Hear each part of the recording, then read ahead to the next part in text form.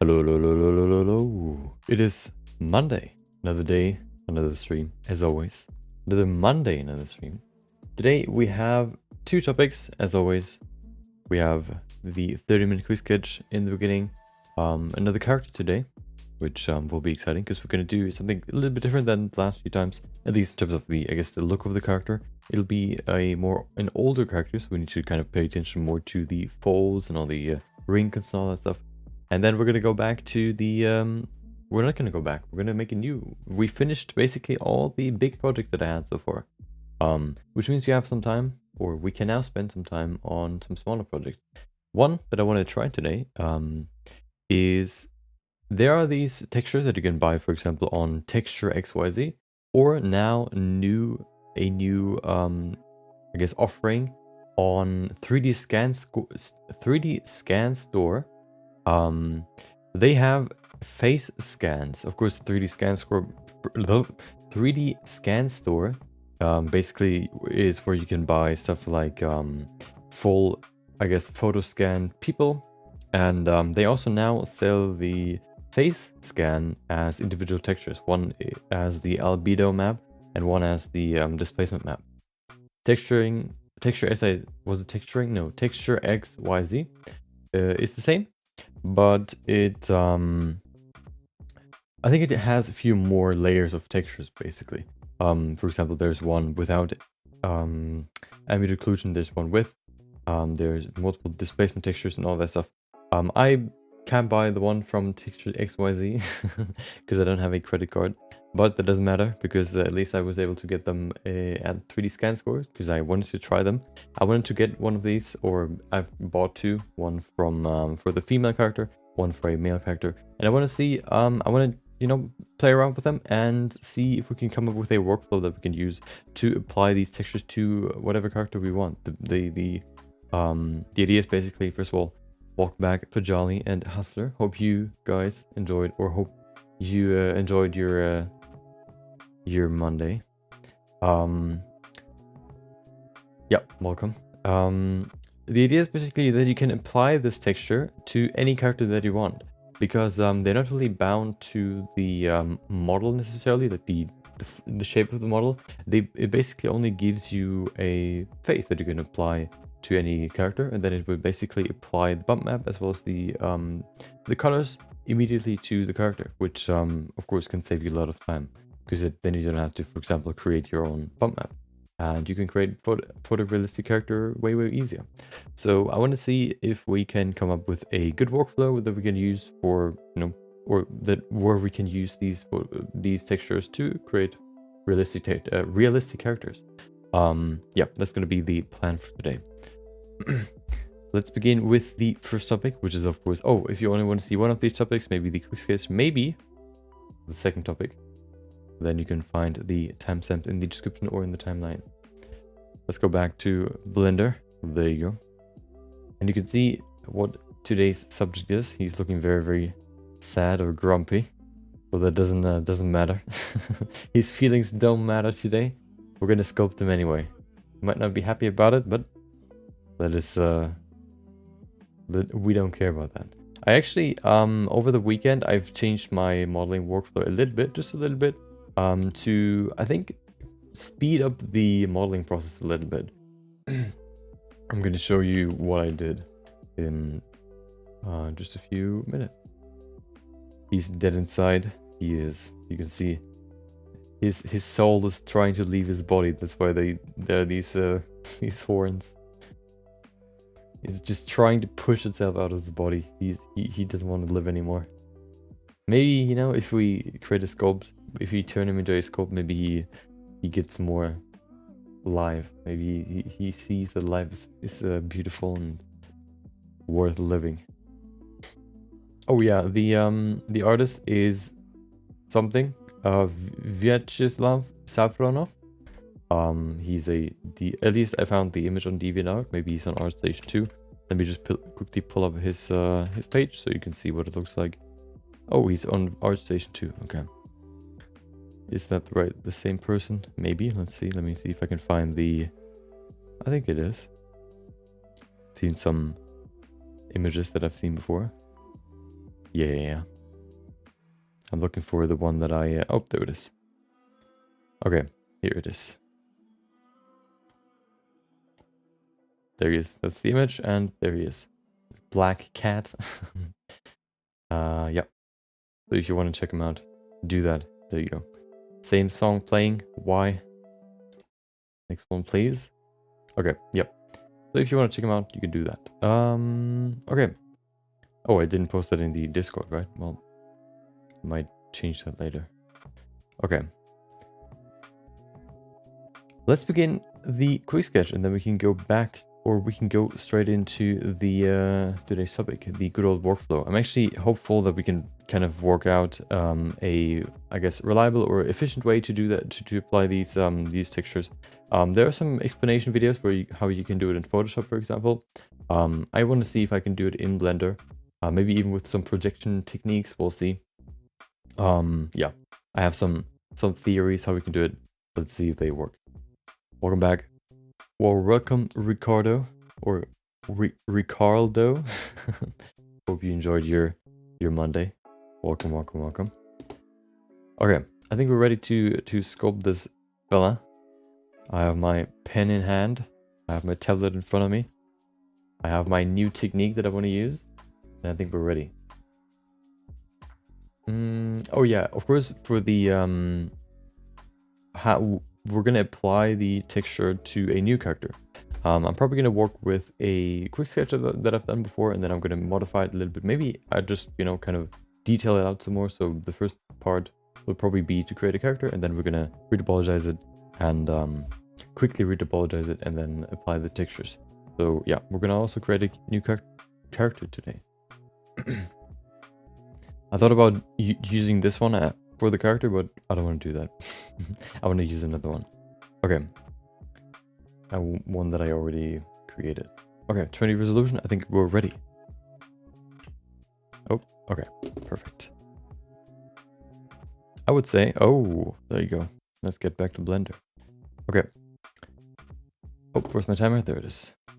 I would say we can begin in 3, 2, 1, go. Okay. 30 minutes. Let's see if my improved workflow can help me speed up the or increase the quality of this quick sketch. So as I said before, I want to focus more on the overall shape first. What I started with when I started creating these quick sketches is I focused on, I guess, putting down like everything in layers first, which means starting with the skull shape, or sculpting a skull and then adding the muscles and fat pads on top. The problem with that workflow is that it takes a while to put everything down, and you basically sculpt the same face 3 times because you need to do all 3 layers separately. Of course, it's more I guess you could say more precise, but the problem is that it just takes longer. So it's kind of sort of, you know, it's not that suitable for quick sketches, so I'm gonna do it you know, the quick way, and I'm gonna go straight into sculpting the shape of the face, because that works too, you know.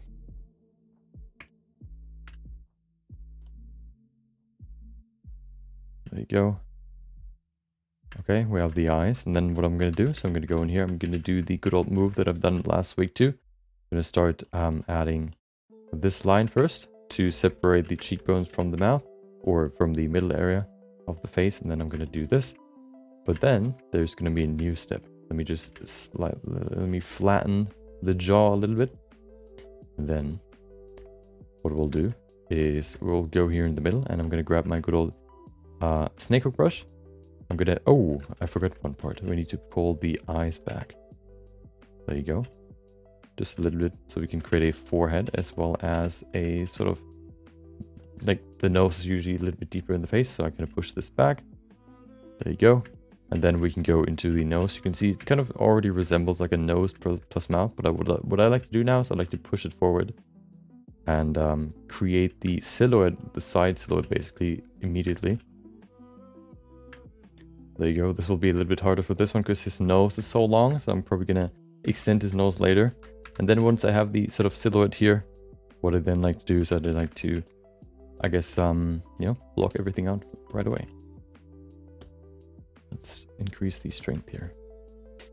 Finally decided what graphics tablet I'll buy. Xpen Deco Pro M. Fair price and lots of artists recommended. Okay, nice. I've never heard of it. I haven't looked up new tablets since I had my, you know, the one that I use right now. So I don't really know what the new, you know, new cool stuff is when it comes to graphics tablets. But you know, yeah, I couldn't really say whether or not it's you made the right choice. I had the same graphics tablet for a long time. So now you can see we have the nose, we have the beginning of the lips. What I then like to do is I like to begin with the corner and then just do this. Come and connect them. So then we have the mouth already. You can already see it kind of looks like a mouth. And then what I like to do is smooth the lips a little bit. Same, I'm gonna dig in here a little bit.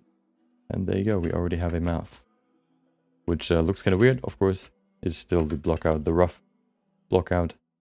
So it doesn't really look, you know, that great. Let's begin adding the fat pad here. There you go. Same here. And then what I probably need to do is kind of adjust the face shape. I also don't accentuate the cheekbones too much in the beginning, because once I have the fat pads, I think it's easier to see whether or not the cheekbones need to be, I guess, like bigger, for example, if I need to add way more volume here or not. For some people, you know, you need to. For some people, you don't. I think this is good enough. There you go. It kind of looks like, I don't even know, like Squidward right now. I think we need to pull the lips higher. That's better. Okay.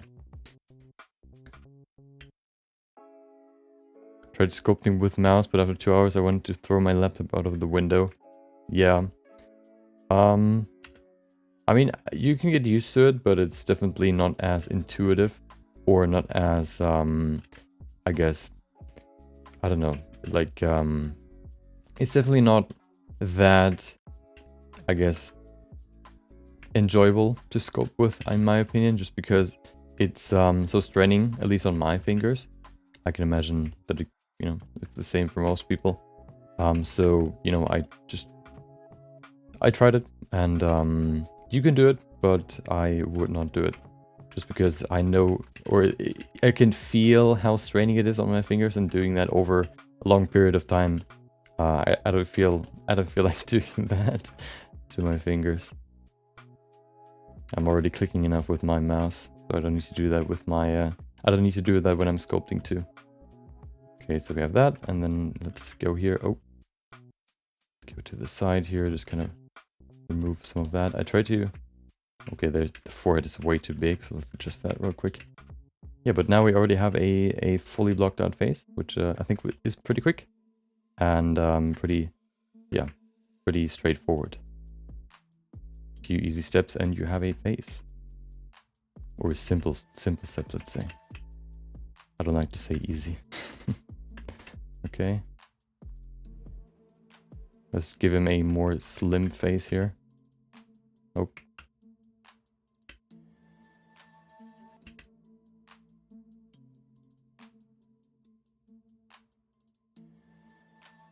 okay, perfect.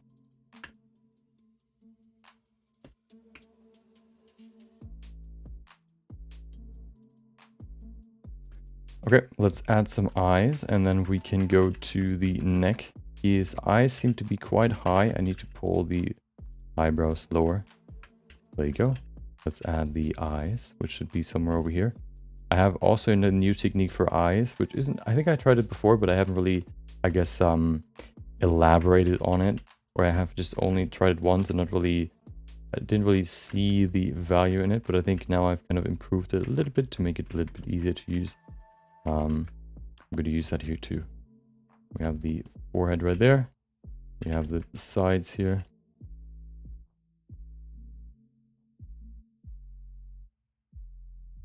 Okay. Let's add the part up here. The fat up there. Doesn't need to be too much. He's quite lean. There you go. And then we add the same here at the bottom. There you go. Halloween was pretty uneventful for me. Oh, I need to recharge my headset. Hold on a sec.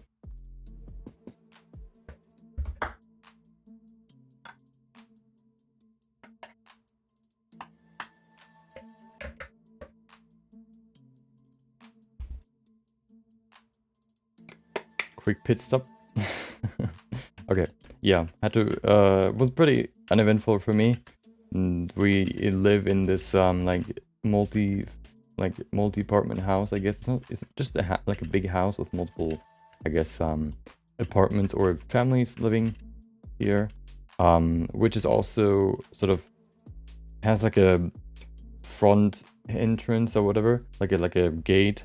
So you're not really, people don't really go into the, I guess, like, they don't really come to our house necessarily. So usually on Halloween it's pretty pretty quiet.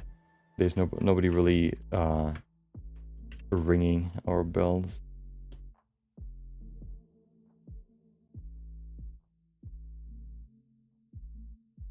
So there was no spook this Halloween, as per usual. Okay, so we have everything basically. Let's go back. Let's go to the next step. I think I want to make the nose a little bit thinner. There you go. Oh, we can now go and make the nose a little bit longer too. There you go. I think that should be good. Give it a nice curve here. Nice and aerodynamic. I think then, yeah. We probably need to pull the lips lower a little bit soon, but let's do that after we've added the rest. You have it in Germany? I mean, is there a country that doesn't have Halloween? Yeah, we do have it.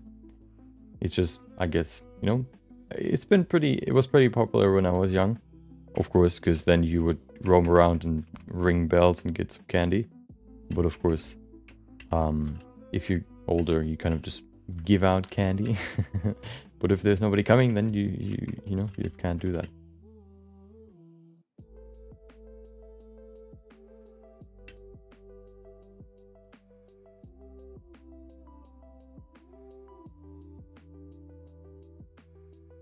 I think the neck is always the most awkward part, just because it looks so weird in the beginning. And having to kind of adjust it the whole time is kind of annoying. Especially here at the back, it always looks so weird. I think I always pull it too far back, and then I need to push it forward like this. Yeah, that's getting better. Okay. I don't think there's any celebration in Eastern Europe. Okay.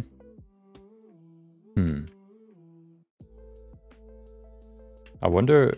Yeah, I never heard of that, actually. Okay. Yeah, I thought that would just be like a universal, I guess, like, I don't know, like a celebration day. It's not like that we have like a, that we don't have to work on Halloween, but it's definitely like a, I guess, special day. You can consider it not like Christmas or whatever, but more, you know, it's still I guess like an event, you could say. Not like you don't have to work. Okay.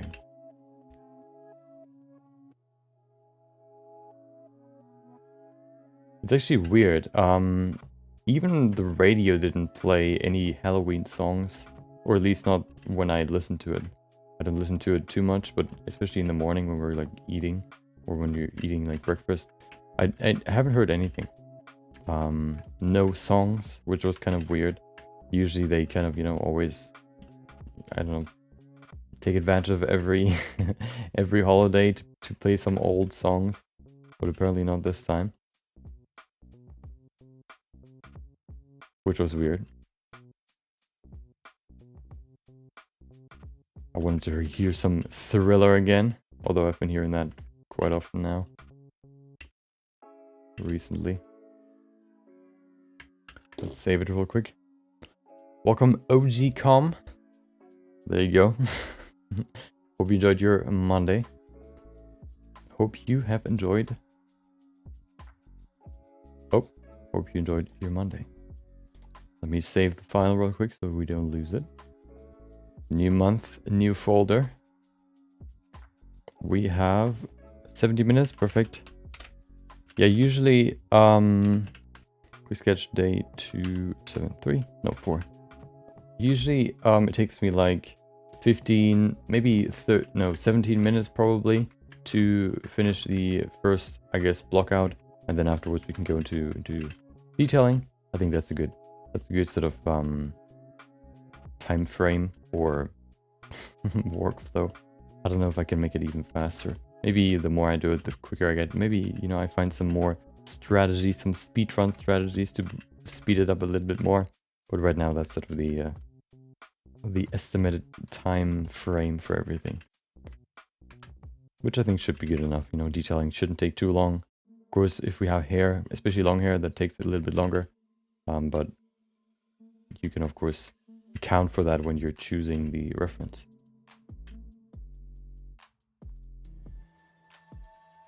Which is why I don't really do characters with long hair on stream, because they take a long time.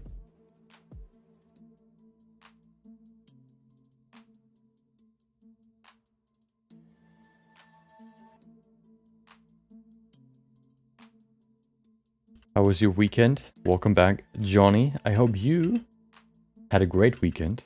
My weekend was pretty chill.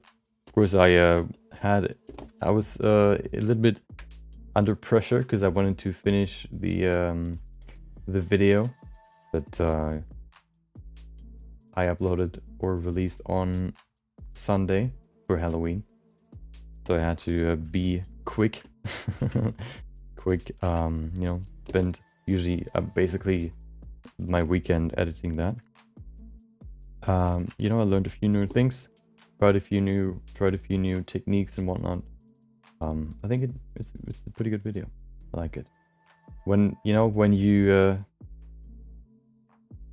in the wise words of I think it was Mr. Beast, if you can't watch your own videos, then don't expect anybody else to watch it. And you know, I watched that video probably twice or so, my own. I don't know. I actually like watching the final video. First of all, just to kind of see if there are any mistakes. Usually when they're not like half an hour or so, just kind of you know, see the final result, and actually because I actually enjoy it usually. Okay. What? Oh, there you go. In my country, although we go caroling as kids on Christmas morning, New Year night, New Year morning. There. Wait. So in Eastern Europe, you don't celebrate Halloween, but you celebrate like Christmas. I wonder if there are probably countries where you don't celebrate Christmas, right? Probably like probably the Eastern countries, maybe even. I don't know, like Eastern or somewhere in Asia or so, maybe. I don't know. Probably more like a Western celebration. Okay. Let's finish the block out and then we can go into detailing.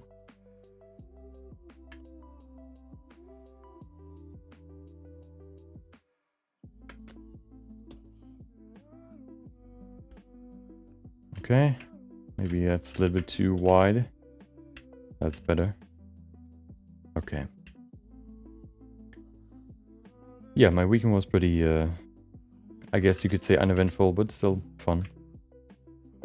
Okay. Used to go caroling with friends when I was little. We either got some seeds, fruits, or money. I actually wanted, you know, usually on Halloween, as a kid, you get sweets or like, you know, some candy. We never actually got fruits or whatever, which I think I actually would like. Of course, I wouldn't do that now, but you know, maybe I wouldn't like it when I was younger though. I think that's the, you know, prime time to get a lot of candy, I guess, and you don't want to get, I don't know, maybe money would be okay, but probably no fruits, because you can get them whenever. Maybe, you know, dried fruits, that could probably be acceptable, but nobody wants to get fruits if you can get sweets.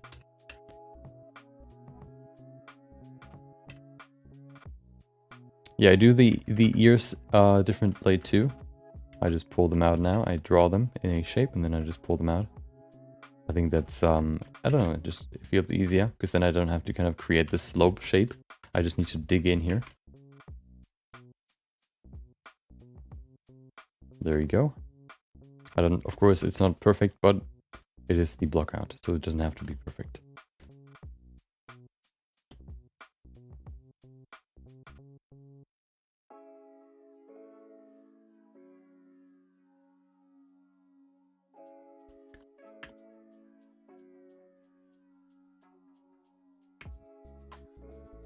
Okay.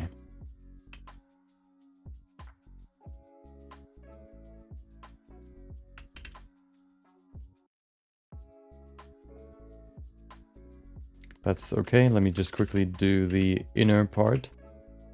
Dig in here. We need more power. Yeah, there's so little geometry here. Oh no. Well, let's work with what we have here. I think sometimes I create bigger scopes, sometimes I create smaller, which means that I have less or more, more geometry for the ears. Right now you can see we have quite the few triangles we can work with here, but I think that's, oh my god. Can't even see what that is.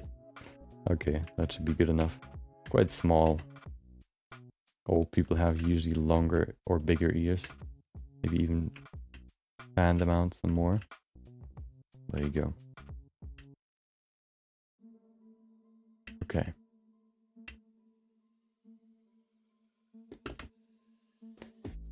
Happy late Halloween. Welcome back, Lilu. No. Wait. Yeah, Lilu. Sorry. I was confusing. Maybe I was misremembering the actual name that you have on YouTube. Okay, let's set it to 50. And add some more resolution. There you go. And welcome back, James, too. Hope you both had a great weekend. Great Halloween. Maybe you used the day to excuse yourself eating more candy than usual.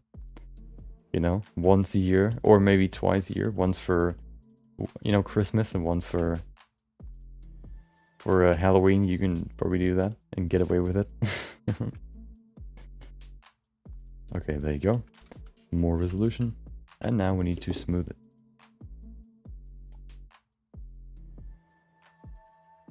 Surface 0.75 and then 5.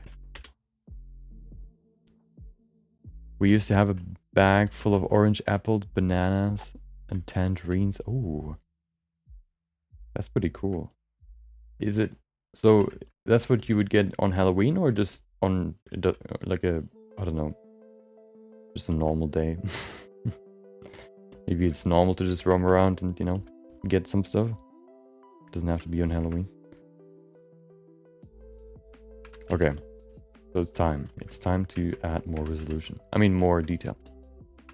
I like to start with the nose. Don't ask why. I don't know. There you go.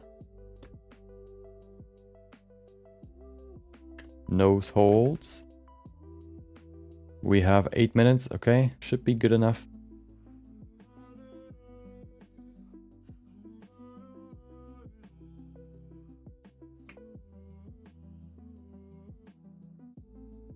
Okay.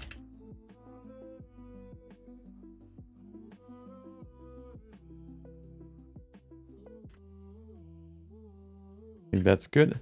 Perfect. Let's go in here and add a profile.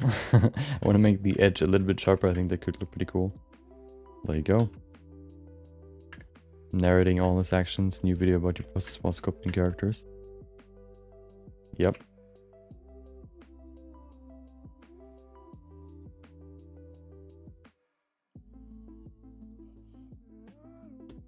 Wait, what? New video about your process while sculpting characters?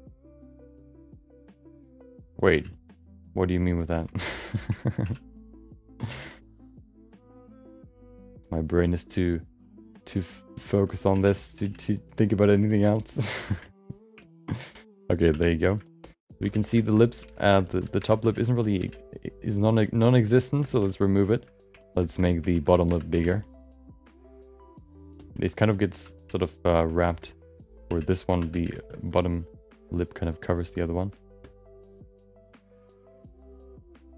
Like this.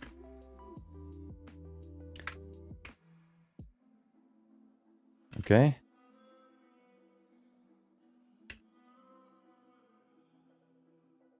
Kind of looks weird right now. Let's see if we can fix it.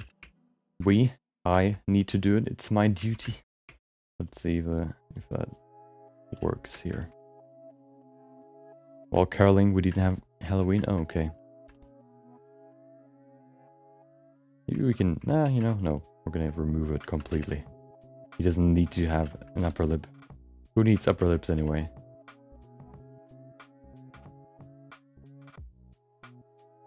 There you go. Okay, we have these mouth muscles here. Perfect. Oh, by the way, I don't know if you, you know, we're gonna create a character today for the experiment, or for the, I guess, workflow experiment. Of course, what we're gonna do today is we're gonna apply face scan textures with displacement textures and all that, and color textures to a new character that we're gonna create today, to see if we can come up with a good workflow, an effective workflow to create photorealistic characters with face scan textures more easily, because, you know, otherwise we would have to always sculpt, create the textures ourselves. But if we can, you know, use other textures to do that, that would be pretty cool. If there are any characters that you know, that we could sculpt today, you can suggest them in the chat. Going for some interactivity here. So yeah, if you have any that you want to, you know, that we could create, then hit me. We're probably going to use a base mesh to start, so doesn't take that long. So we don't have to go start from scratch. And then we're going to see how we're going to end up today. You're narrating your actions like you're presenting it for a video, saying how much it takes for each stage. How do you do yours? Yeah, that's usually how I tend to, what I tend to talk about when I create these quick sketches. I don't know, I just got used to doing it that way. I don't really know why. Just, I guess, to fill the air a little bit. Otherwise, I would just sit here and say nothing. Or, you know, or at least I'd try to kind of come up with something to talk about, what I, you know, I don't know, thought about that week or that day or whatever. But it's, of course, way easier to just talk about what you kind of think right now, or what you do, which can still be useful. You know, that's why I usually do it. 3 minutes. You didn't answer about the brush video. What was the brush video? Did you ask a question? What was the question? We have Kratos. We have Spawn. I have a real challenge for another time I wanted to push you to do. Okay. What's the challenge? I'm always up for challenges. Oh, the brush video. So the plan is to do the... oh, let me show you what I do for eyes now, real quick.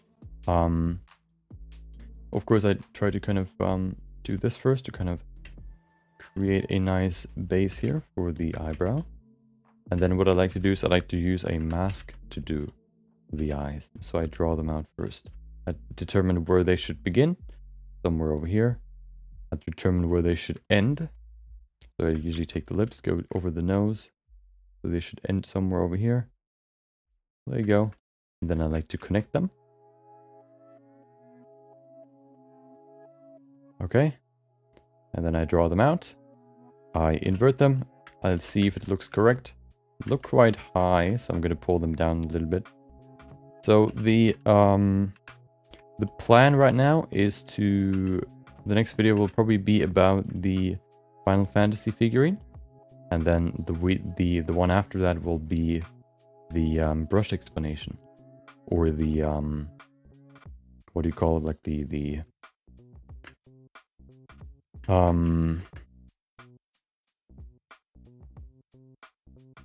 you know, explaining every brush in Blender. That'll probably be the video after the figurine.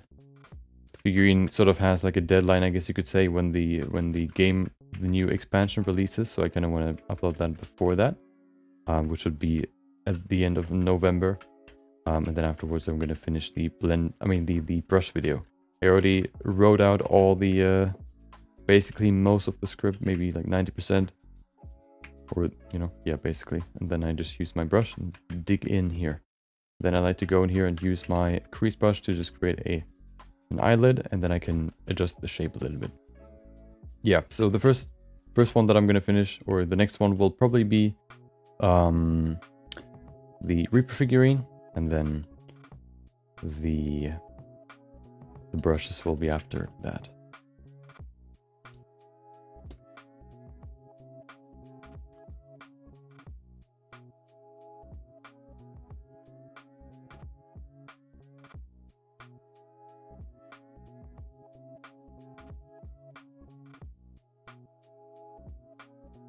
I'm kind of hollowing out the eye here, so we have some room for the eyeballs. There you go. And then you can see the curve isn't really there yet. Which we need to do is we need to pull especially the inner corner back. There you go. So we now have a nice curve. We can adjust it a little bit. And then we have nice eyes. We can then of course use the grease brush again to just kind of increase the sharpness here. There you go. And there you go. We can then add this part here too. Okay.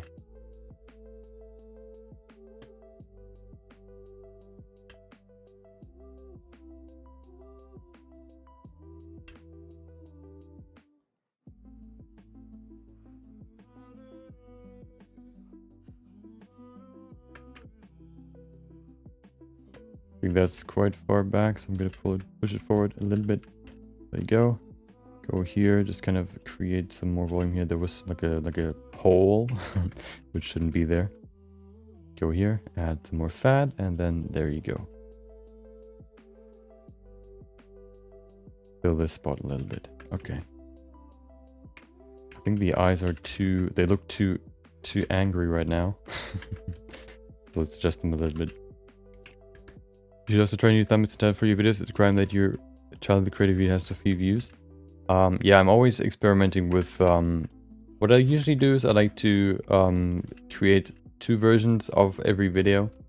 One version, like, you know, not 2 versions of every video, but 2 versions or 2 I like to create 2 titles and 2 thumbnails for every video, and then I swap them.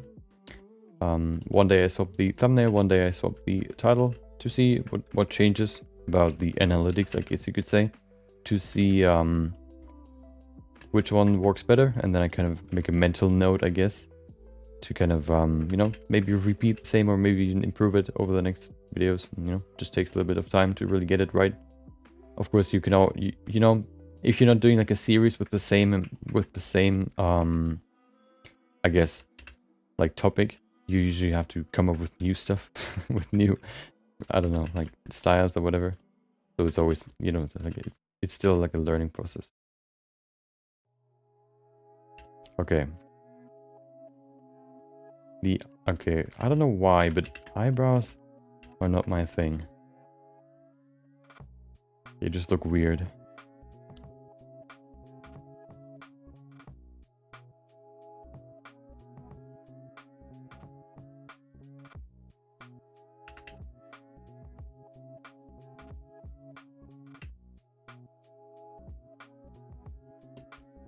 I mean, it's sort of okay, I guess.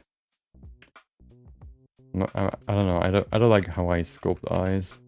They usually look sort of comic-y, but maybe that's just because we need to add some more resolution to them. Because you know, they look very choppy, very rough. Maybe with some more resolution they could look better. Okay.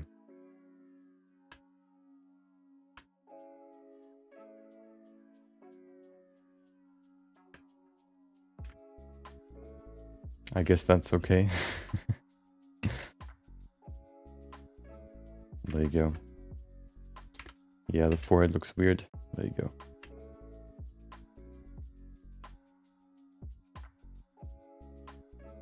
You know what? We're gonna add some hair here. That looks weird if he has nothing. The challenge is to sculpt two people doing jiu-jitsu in geese. Okay. So basically, like, hold on, let me see what it looks like. Yeah, in just a second. I'm gonna finish this real quick.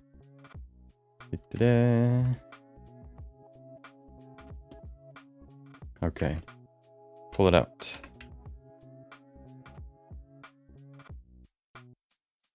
Well, that's a nice curve here. Hold on. Okay.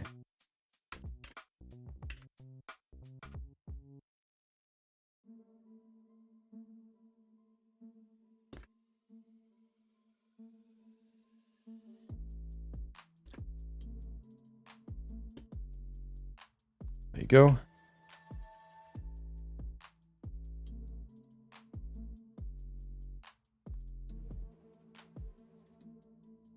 Okay. Those, oh, that's the beard. Looks kind of weird. Oh, that rhymes. Nice. Okay, so we have Kratos. We have, what was the other one? Spawn.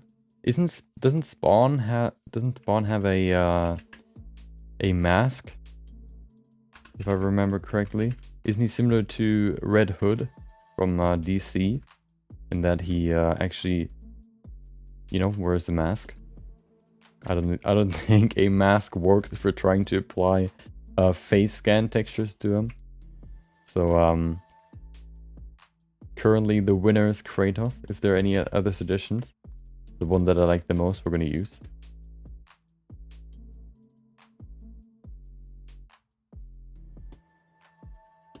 Which is actually good, because I think I have a better base mesh for the for a male character rather than a female character. I only have one female character base mesh, and that's pretty old. So we need to do another one at some point. A new one. You know, we can just turn a character that we may create at some point into one. Okay.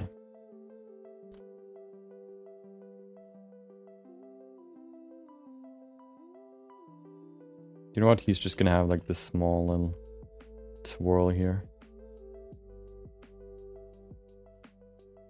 I watched the new Blender cinematic today, or the, I guess, what would you call it? Like a movie? The new Blender movie. I watched that today. It was pretty cool. I liked it. It has a cool style to it. It's kind of so what they tried in that is they wanted to sort of adopt what the Spider-Verse, I guess, not series, but what they did in the Spider-Verse TV show, where they basically sort of apply different frame rates to different characters. They didn't do it for one character, they did it for all the characters. What they basically did is they, for example, when you had like camera panning, one person running from the left side to the other side, from left to right, The people were all sort of shot in like, I don't know, 15 frames per second or so, or maybe 25. And then the environment was shot, or the overall movie was shot in like 30 to 60 maybe, which means that the panning was super smooth, but the characters moved like stuttery. Maybe that's just my my PC master race brain that can't stand low resolution, I mean low frame rates anymore. But it was sort of, at least in the beginning, you kind of had to get used to it, which was kind of weird. I was like, wait, what? Did they actually render the whole movie with like 20 frames per second? But it actually was just the characters. And, you know, if you watch it longer, the longer you watch, you kind of get used to it. But it was kind of a weird decision, because it doesn't really, I don't really, I guess, understand why they did it, because there was no sort of reason for it. Maybe they just wanted to try it, you know, trying to adapt. We're trying to do the same that they've done for the Spider-Man Into the Spider-Verse show.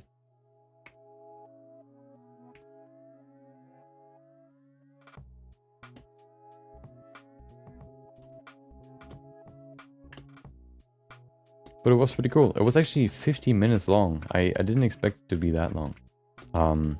I can't remember what the other one was. I watched the previous one too. The previous movie. I can't remember what it's called. But I think that one was a little bit shorter. There you go. Look at him. Oh. Twin tail.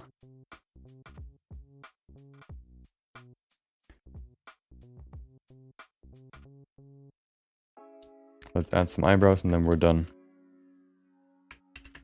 Just gonna do them freehand. I'm not gonna try to make them perfect. 100 resolution.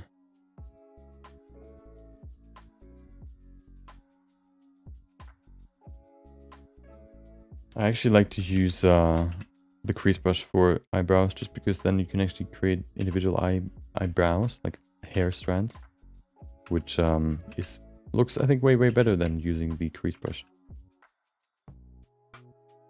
Come on, is the brush too small? There it is. Okay.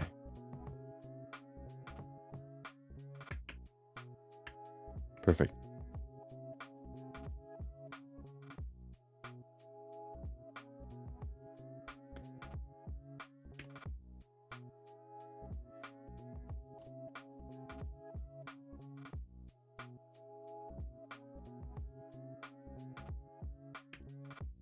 Yeah, I think that's good enough.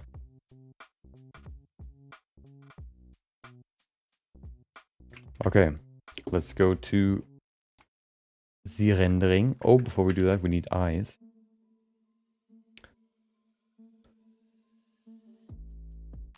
There you go. I also posted in the Discord, if you have any questions or any topics that you want to know more about. Now that we finished the big projects, we can spend, you know, like 1 day or two on smaller projects too, or smaller topics, for example, like this today. Just to kind of explore them and see what we can, yeah, what, you know, kind of cover smaller topics. I think that now is the best time to do that. So if you have any topics that you want to know more about, or you want to, I don't know, just learn more about or whatever, if you have some questions, then you can always post them in the Discord, and then we can cover them on stream. What, oh.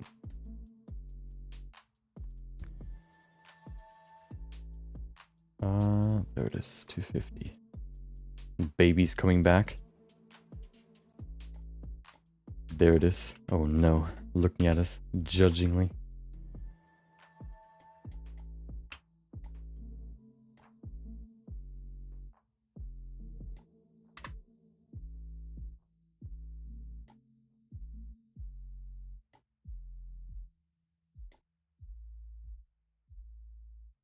Okay, looking very angry. Perfect. Dude, I've heard this song 3 times today. Oh, that's why. because there are only 3 songs that I could have listened to. Okay, hold on. There you go. Ah, that's a new one. Yeah, I was looking for a specific song in the playlist, and then it basically, you know, limits the song choice from, I don't know, 100 whatever to 3. So we heard the same 3 songs over and over and over again. I haven't noticed it until now. Okay. Yeah, I guess that's good enough. We need lighting too. It was kind of weird with this hair, but I think if we make a shot from the side, I think that should work.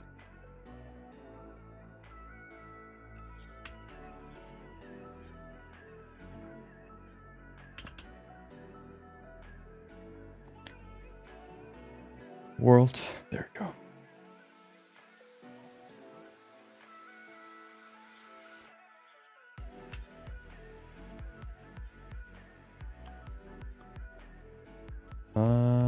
Light, there it is. Perfect.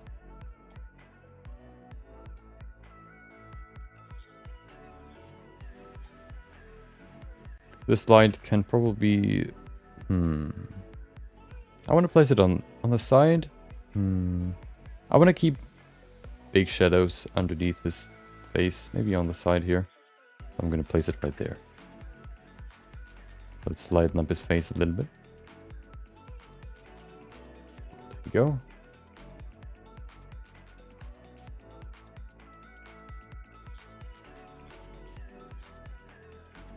Okay. I also actually forgot to add the eye reflection in the last few sketches, so I'm probably gonna do that here again. Which color did we use the last few times? I kind of remember. Nothing. Let's see. So we used green, orange, yellow, pink. What was the first one? Green. Or turquoise? We can probably use like a bluish color. So what do we have here? What color could look cool? Maybe like a purplish blue. Like this? Actually, that's just purple. Maybe purple, you know? I haven't used purple in a long time. Maybe, you know, purplish blue I think should look pretty cool. Okay.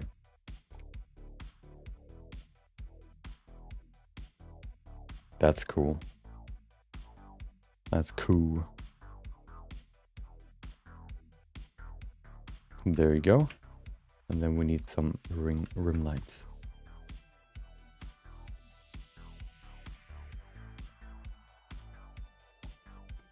Looks like your man isn't that much dead inside as he used to be. Yeah, you know?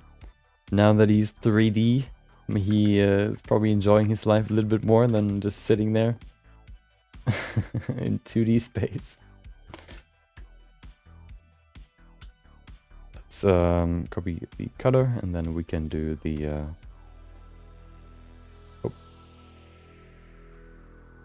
we can create the camera view. Maybe up top, I think that'll look cooler. Add some rotation here to bring in more of the character.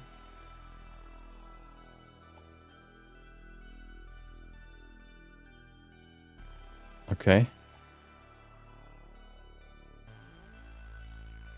I actually want to place it more on the side so we can have a bigger focus on the nose. I think that's pretty cool. Perfect.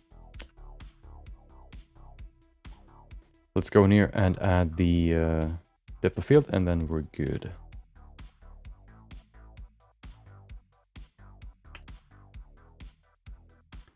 Which should be something like 0.4.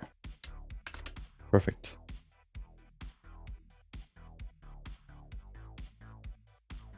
Test render. There you go.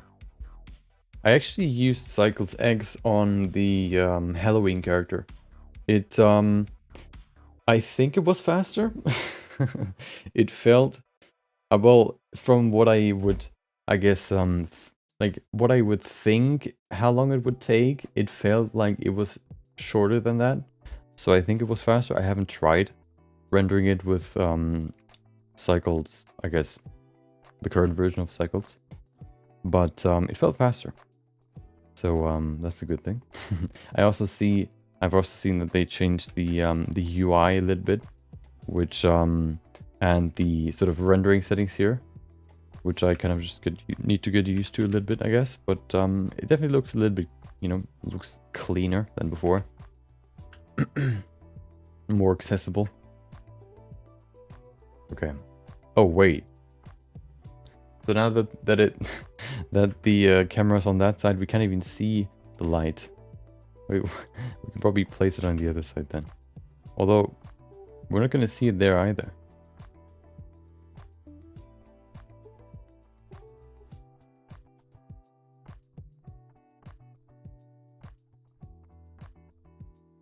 I guess that can work.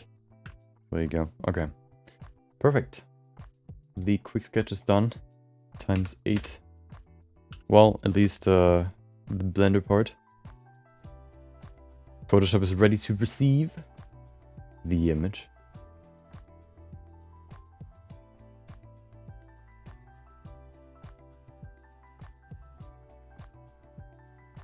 I think his head looks a lot longer just because, his hair is kind of stretching out the length, but, nothing we can change now.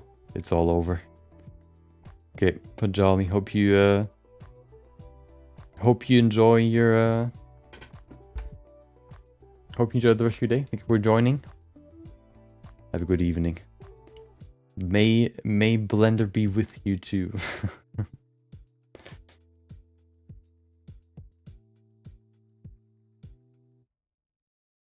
Oh no, why is it taking... Oh, of course, it's taking so long because we need to drink some water. We need to stay hydrated.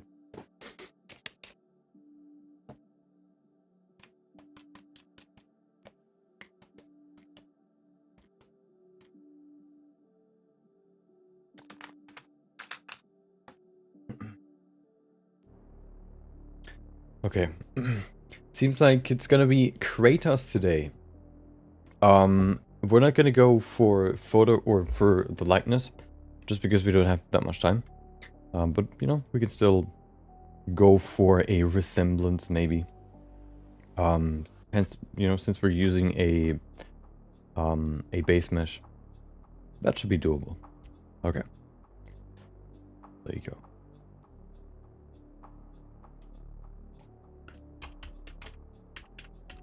Quick sketch day 274.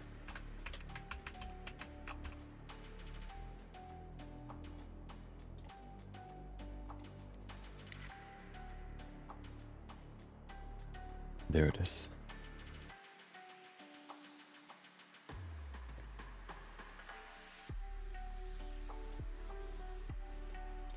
Okay. Quick post-production.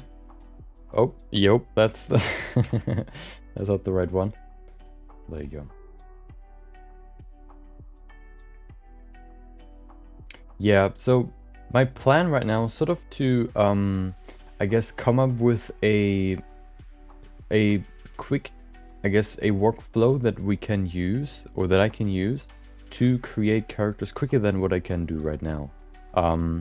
Because I have a lot of ideas that I want to do, and the longer one project takes, the longer it takes to do, the next project. So I kind of want to come up with a I guess, a workflow that I can use to create characters as quick with the quality that I want them to be, as quick as I can, I guess, make it. Which yeah, which is sort of the thing that I'm always thinking about when I, for example, do this topic. For example, try to come up with a workflow to not only, first of all, think about how we can apply face textures to an object or to a character in Blender, but also to kind of always, I guess, improve the workflow.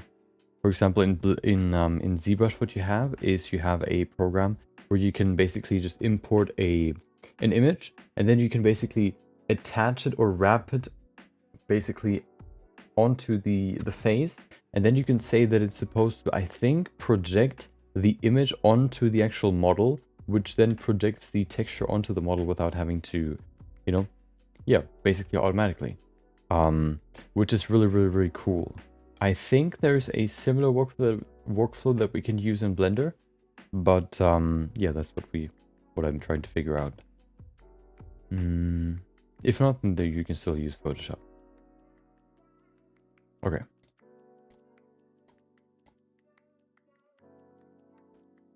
We have, there it is. Okay.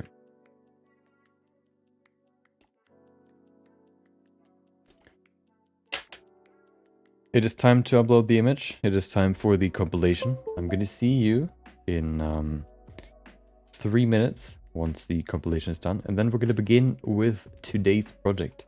Creating Kratos, or at least trying to come close to creating a Kratos likeness. Well, we're probably not going to really create him just because he's white, like actually like white with this red stripe, which means, well, if you're not doing that, then I guess you could still recognize him, but of course those two things are like his biggest recognizable aspects. Those are the aspects that you recognize the most when you see, when you see Kratos. But we'll see what we can do. So I'm going to see you in 3 minutes, and then we're going to go and see how we can apply a face scan to a model. So enjoy the compilation. I'll see you in 3 minutes.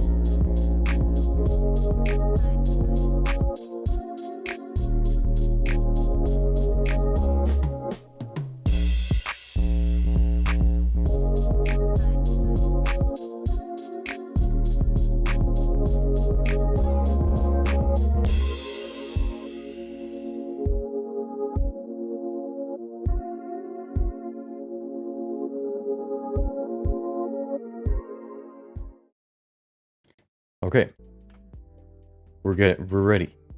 We're starting the second topic for today. Let me open up Blender. There it is. So let's make a new file. Let me just make a new folder real quick so I can put that in there. And then, yeah, let's see how we can apply the face texture to the character. Of course, we're going to create a character first. Let's call it face scan workflow. There you go. Okay. So new file, new beginnings. The possibilities are endless. Let's append the character first. So I want to grab the Reaper figurine. Actually, I think that the Apologize Reaper figurine character is a pretty good base mesh that we can use. So let me just quickly clean up the file here. There you go. And then we need to I need to separate the Reaper figurine model from everything else so I can append it. Real Reaper? What do you mean real Reaper? Not the real one. I hope that he's not gonna get close to me anytime soon. There it is. Okay, let me just quickly see version 6a maybe. Maybe that's one where we can find the apologized person or body. Of course, we only need the probably just gonna use the maybe even the neck. We don't really need more than that. There's not more included in the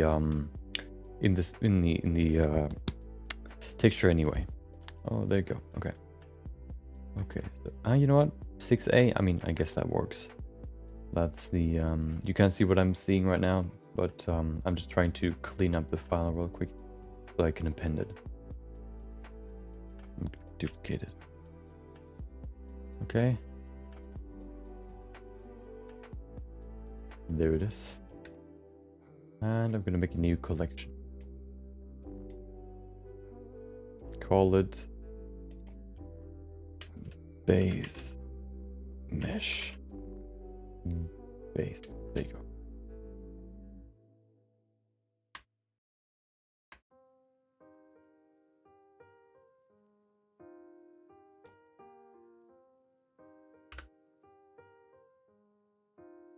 Okay. Reaper. Oh. Reaper body base mesh. Perfect. Okay. Time to append. Now you can see what I'm what I worked on or what I'm gonna use today. What we're gonna use today. There it is. Two months ago we started the project. Now we're here. Where's the come on, where are you? Oh, 6a, right? Yeah.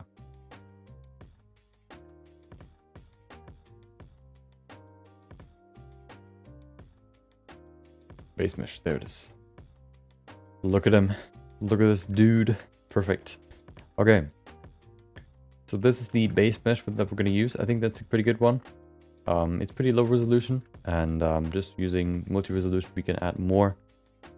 So let's remove the body and then we can begin with the sculpting process. There you go.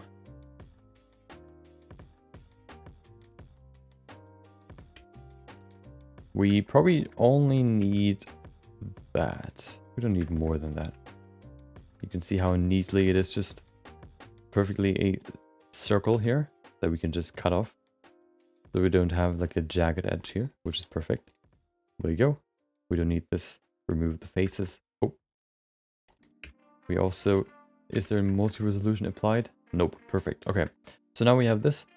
All we can do now is we can just apply a multi-resolution modifier. We can sculpt this and add more resolution using the multi-resolution modifier. And this way we already have a face. We don't need to build it from scratch, which of course is way quicker than, you know, building it from scratch. We can see here there's a vertice that I overlooked when I apologized. There you go. That can cause problems when you still have those, because of how the multi-resolution modifier applies like a subdivision, I guess. You can try to smooth it, but if there's like just one edge more there, you have this sort of I guess you could say like pimple-like, like small spot, which should be gone now. Perfect. Okay, so we have the face. Let's pull up Kratos real quick so we have an actual reference, and then we can begin. I already have one in mind. I just need to find it. Create a new folder. There you go. Okay. Let's pull up some references real quick. We can probably go to ArtStation, but I'm just going to look for God of War Kratos images. This one maybe. Is there a an ArtStation link here somewhere? Not the Fortnite skin. I guess we should use this one because this one is it doesn't have the beard, so it's probably, you know, we can't really use a beard if we want to apply a texture to it anyway. So we can probably use this one as the reference. Let me see if there's another, like a profile view maybe. That would help a lot. That's the, oh, nope, that's the front view, 3/4 view, side view. Well, sort of side view. Okay, without eyes. I guess we can use, hold on, I'm gonna go to ArtStation real quick. Maybe we can find another one. Mature content? Oh no. Kratos. Kratos. What would you like to search for? Well, I just told you what I was looking for. Kratos. There you go. Oh, look at that. Okay, so that's the beard. Let's see if we can find... Oh, there's one. Perfect. Let me see if he has more. He also made the new one. The new character, or the new model. I think that's actually the new one. Yeah, for Ragnarok. With new armor. Nothing more. Okay.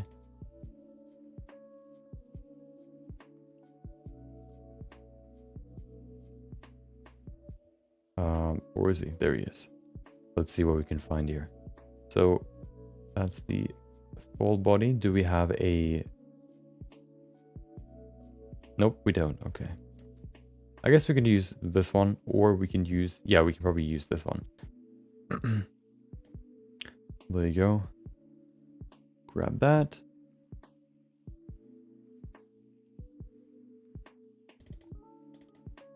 And then we can just grab the other one, probably. Where is it? There it is. To just have like a second... It's probably not the exact same, you know, you can see it's not the exact same character. Or the same sculpt. But at least with this one we have a profile view that we can take. That we can use as reference rather than having nothing. So I'm just gonna grab this one. Perfect. We have references now. Let's go back to Blender. Okay, let's pull up the references. There it is.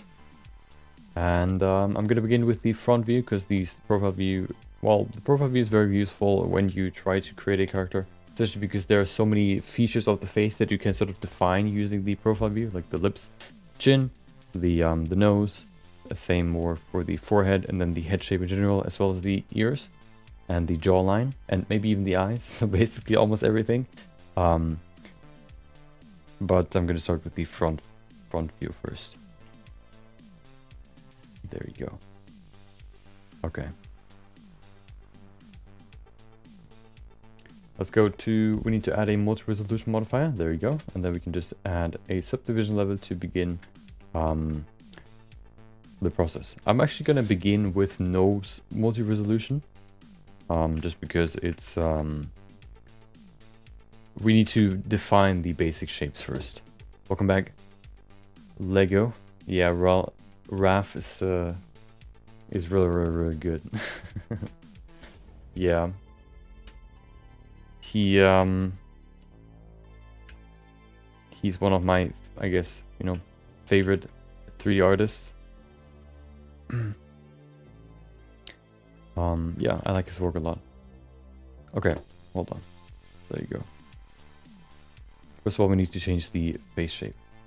His shape, I mean, his face isn't as long. So let's change that first. Do we have symmetry enabled? We do, perfect. Over here too, just gonna pull this forward. There we go.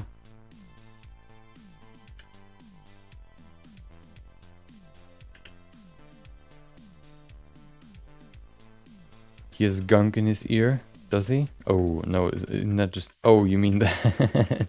He has algae in his ear. Let me see if I can remove that real quick. Kind of irritating now that you say it. Now that you mention it. Unbelievable. There you go. It's gone. I cleaned it. Okay.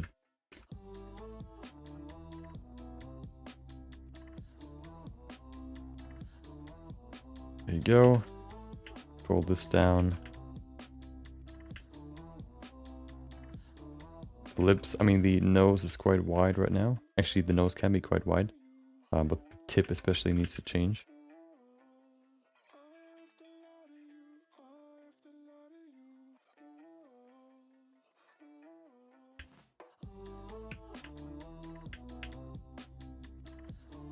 Okay.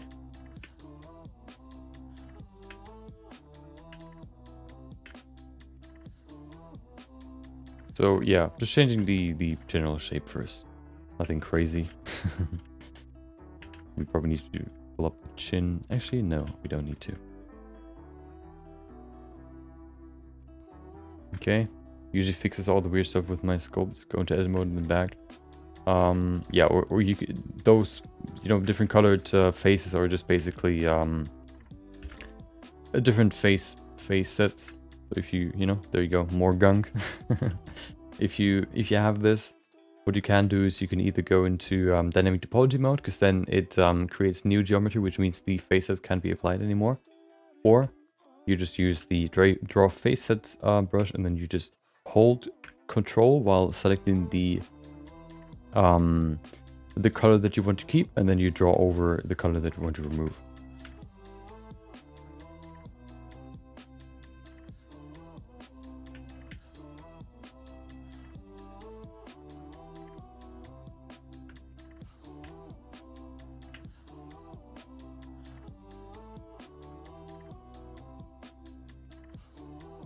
Okay. Ooh.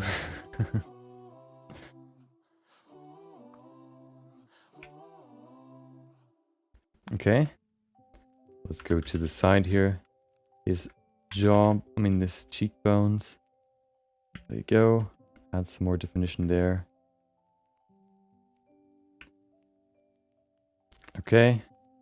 We're getting closer, but it's not there yet. I think his face overall is a little bit closer together.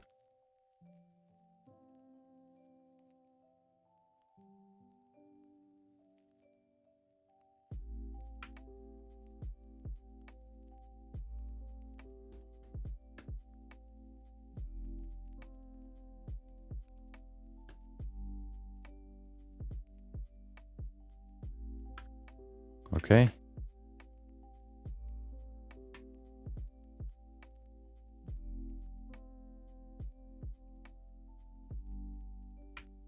Smooth the corner of the mouth. We need to move the sort of bump here on the side a little bit further back, somewhere over here, because it's more part of the fat rather than, well, it's both fat, but it's more part of the second layer here. You have the small corner, of course, and then you have the other one, the one that is coming from the nose, which is what we can see right there. There you go. The chin looks pretty good. Maybe we can make it a little bit thinner. There you go. Nose, it's maybe a little bit thinner here. Okay, it's getting very deep here in the eye corner, so we're gonna do that. He handsome. He's a real Chad. He's the realest of all them Chads. He's been fighting gods since he was young. You actually know why his body is white? Well, first of all, he's the... Well, he has to be the biggest Chad just because he's the god of war. but also, oh, what are you doing here? But also because he is, he's white because he covered his body in all the ashes of all the enemies that he killed. And that is, like, he fought so many battles and there was so much ash, sort of, you know, covering his body that he became white at some point. That's why he's actually white.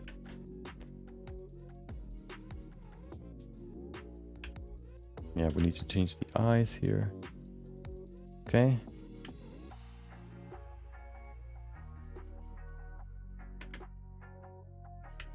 If you want to make a Chad real quick, the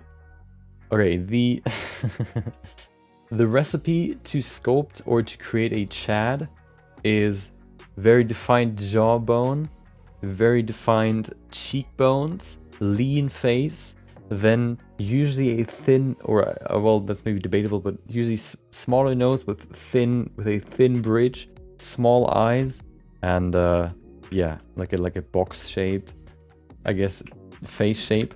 That's what I would consider being a Chad, a Chad face. So if you ever want to sculpt a Chad, then you know what you need to do. Or you can look up Giga Chad. I guess that's another good example. There you go. I think we're getting there. We can probably go into the next step, the next resolution. Closely. Hold on. Okay. The ears are a little bit smaller. They probably need to be a little bit further forward too. Let me see the profile view real quick. Oh, we can't really see the jawbone, but that's okay.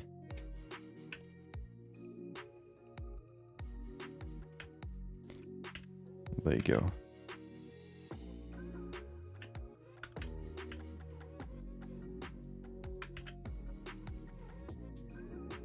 Okay, let me save that real quick. That's why I want to have a base mesh to use for like quicker projects, because creating this from scratch would have taken at least an hour, if not longer. And you know, it is just so much quicker. And then especially because you use a base mesh, you already have good topology, so you don't need to retopologize. Which shouldn't be a problem if we build it from scratch, just because I can just apply this model to the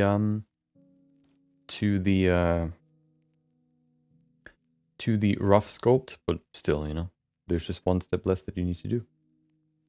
Face scan workflow.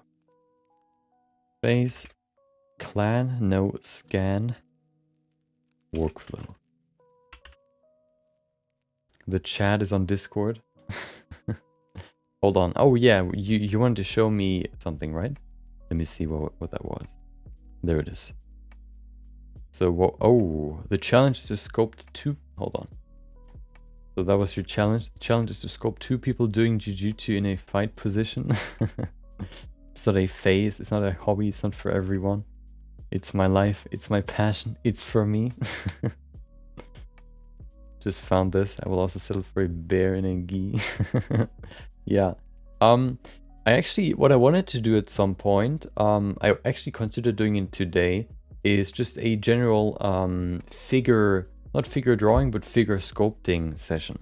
So maybe, you know, a day of just, you know, picking a pose or like a character or like a 3D scan in a specific pose and trying to sculpt that throughout the stream to at least, you know, so I can improve a little bit more.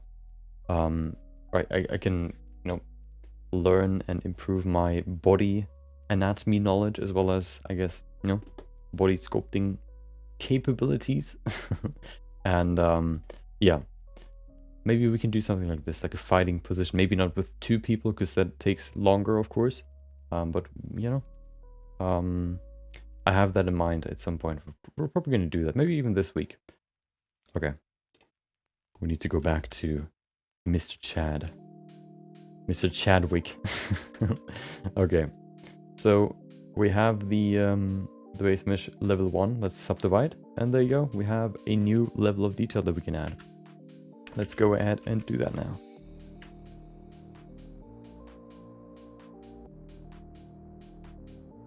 So one thing you need to kind of look out for when you're creating your own your own base mesh from your sculpt or from your character that you created is that face topology can determine a face shape. What I mean by that is when you create your retopologized, base mesh, for example, you need to watch out that the faces are generally have the same size. If they have a condensed area, what happens is that they create specific sort of like dense areas are harder to change. And if you have some areas that are very dense and some areas that aren't dense, that means that, for example, if the cheeks are not as dense as the nose will be very defined while the cheeks are not as defined. And if they're already very defined based on the topology, it'll be harder to change that, I guess, that look. It'll be harder to change the look of the base mesh if there are different, I guess you could say,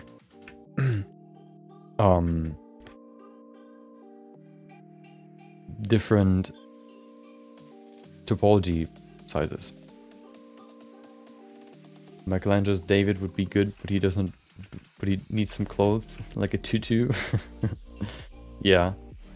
We can probably use one from the 3D scan store. The good one about those is that they come on like with different angles, so you cannot only see them from one position, but from multiple, which is of course very important when you're trying to create a 3D model. So we're probably going to use one from there. There are some, action poses, not just someone standing, but, like a ballerina, for example, stuff like that. So we can probably find a good action pose there. Not people, I guess, not a combination of people, but at least, other stuff, like solo people.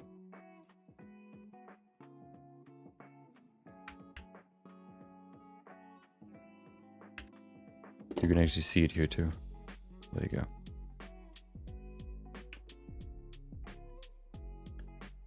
The tutu. if the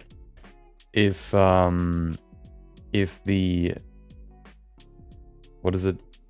If Clyde doesn't like your image, just add a tutu and it should work.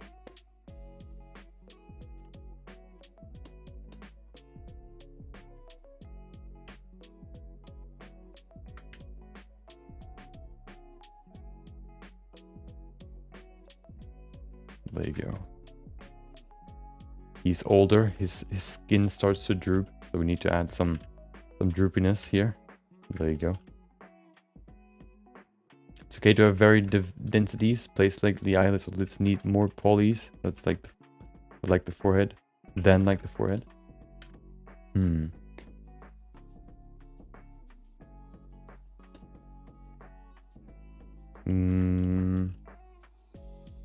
Yeah, I guess if it's not too small, then it works.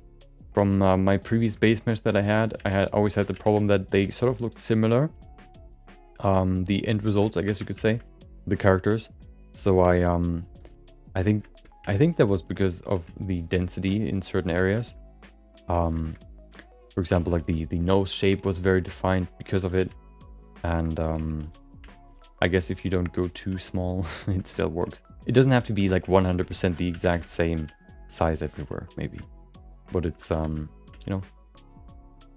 less, the better.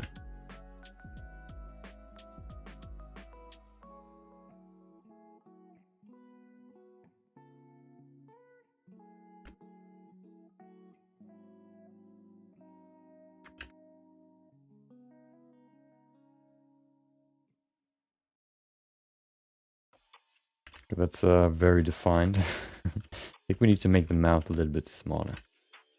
There you go. No, that's too much.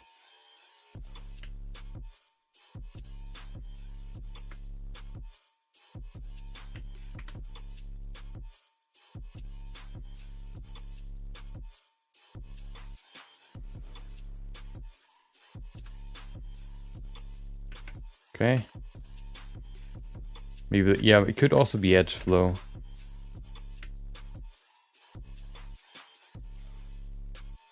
Maybe I'll revisit the old base mesh at some point to analyze it some more. just to understand why it doesn't work that well.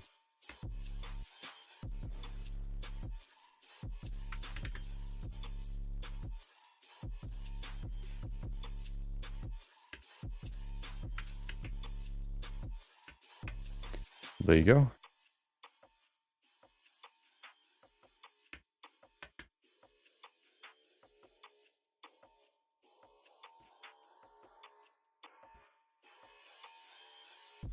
We're not going to go into too much detail just because that would take way too long.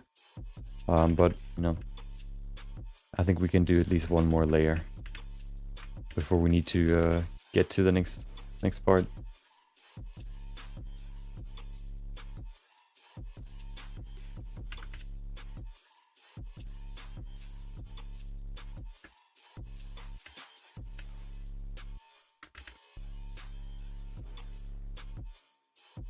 Okay, we have the chin here.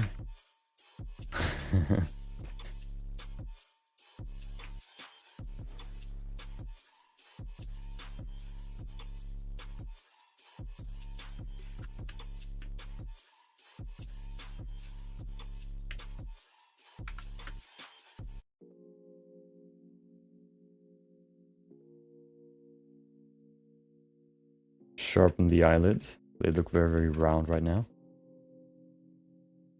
There you go.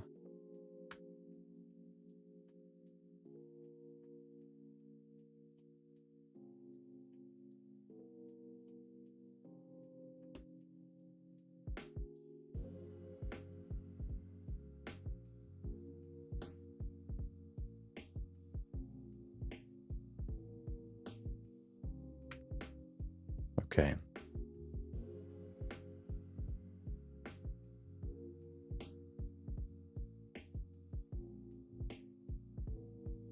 I'm probably also gonna, when I'm happy with the way this base mesh works, maybe I'll, you know, I guess improve it a little bit, maybe at some point, or maybe it already works very well. Depending on, you know, when I like it, I'm gonna probably also put it in my drive folder so you can use it too, if you want to. If not, then don't download it. If you download it, then it's your fault.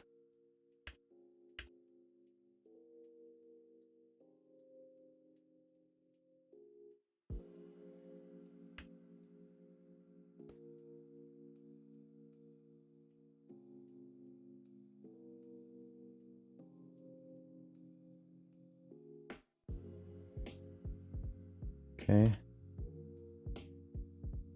The eyes look kind of weird right now. I don't really know why.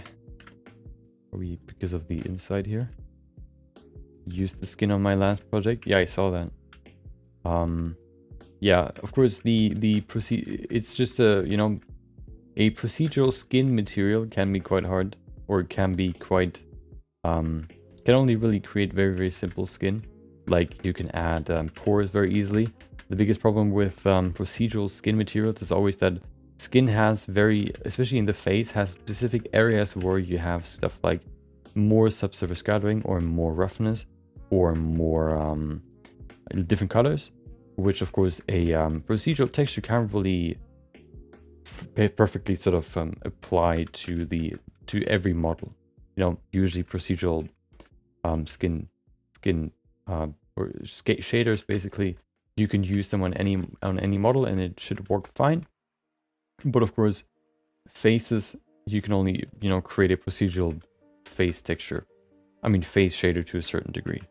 You know, maybe you could work with some UV hacks or some UV tricks where you basically define what the UV should look like to already have good sort of roughness maps and all that. But, you know, it's you know, still, it has limitations.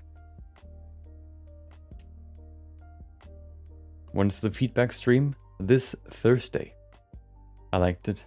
Nice. I tried using another than I got on Gumroad, but the other one made Blender crash.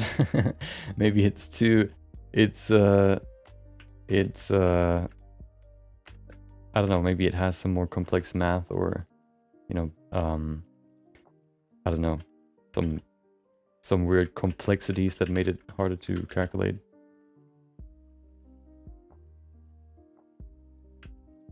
Mine's is pretty simple. I just use 1 or 2 textures for the bumps, 1 or 2 textures for the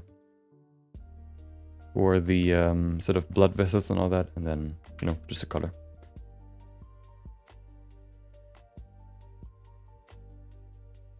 It is crash free. It looked better. Oh, okay. That's nice to hear. I think that skin shader is actually pretty old.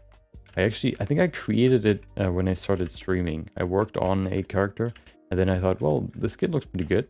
I used some procedural textures to create it, and I thought, well, I could probably use that for any character. You know, I don't want to create new.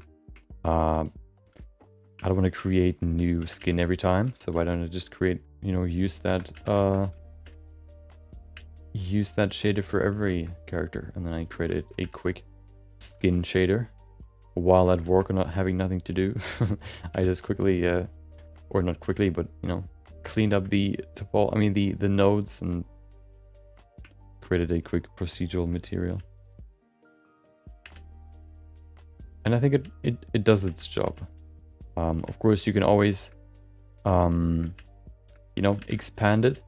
And it basically has everything that I use for skin. Maybe you use more, you know, maybe you use some more specific, I don't know, node setups that have more control over the overall face, you know, look or material. But everything that you see that you can change in terms of variables is what I use too.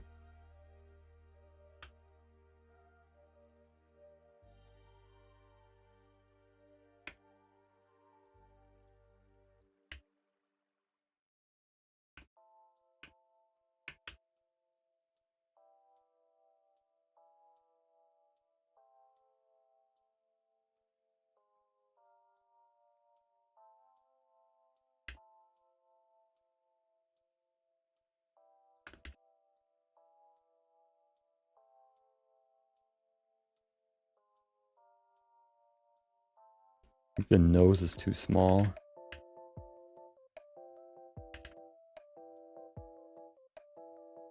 Let's extend the nose a little bit. It looks quite short actually. Hold on.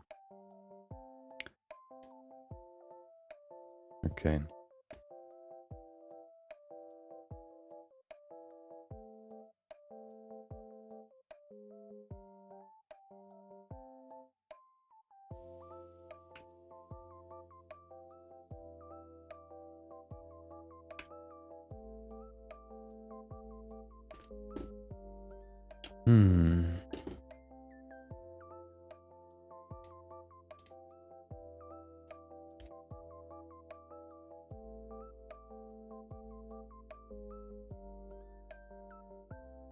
Good thing about multi-resolution is you can always go back to the previous level. There you go, if you want to. I'm not going to do that. And even if you then change some shapes there, it will also be applied here in this version, which is really, really, really nice. So if you change big shapes, it will still affect the next level too, which is why multi-resolution is so nice to use and so helpful.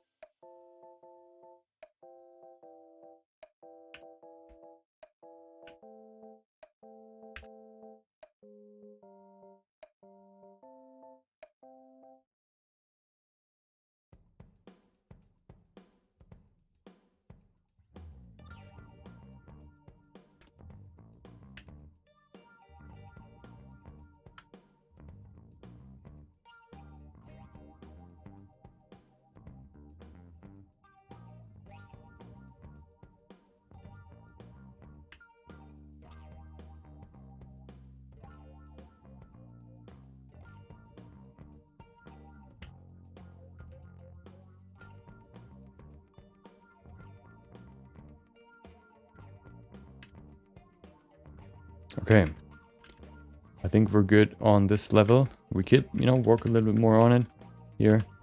Yeah, let's do a few more things here and there, and then we can go to the next level. the last level that we're gonna go into. You need to think about every time you add another subdivision level, you basically quadruple your your resolution or your face count, just because you you know you by subdividing you create 4 faces out of 1, in which quadruples the amount of faces, because subdivisions is basically if you have if you only look at one face, it's basically just to create a vertical cut and a horizontal cut through that face, which results in 4 new faces. Welcome back, O credo sin importancia. Hope you enjoyed your weekend too. Maybe you were celebrating Halloween, maybe not. As I just learned today, some people don't. Maybe you're one of those.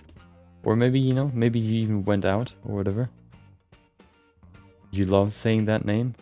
Why? Because I don't have a short version yet. I don't know what I should do there with this name.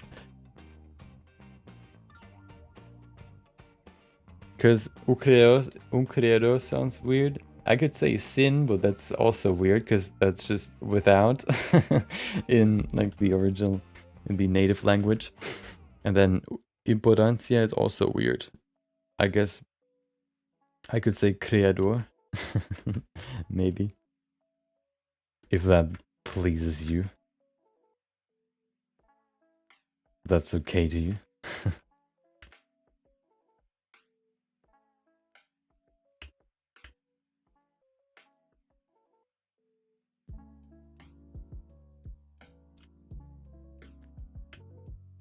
Today I'm carrying boxes. So you actually, like in your country, you actually celebrate Halloween, or at least it is a well-known thing there. You don't need necessarily, make like, I don't know, throw a party, but at least you're conscious about it and you care about it, maybe even, especially as a kid.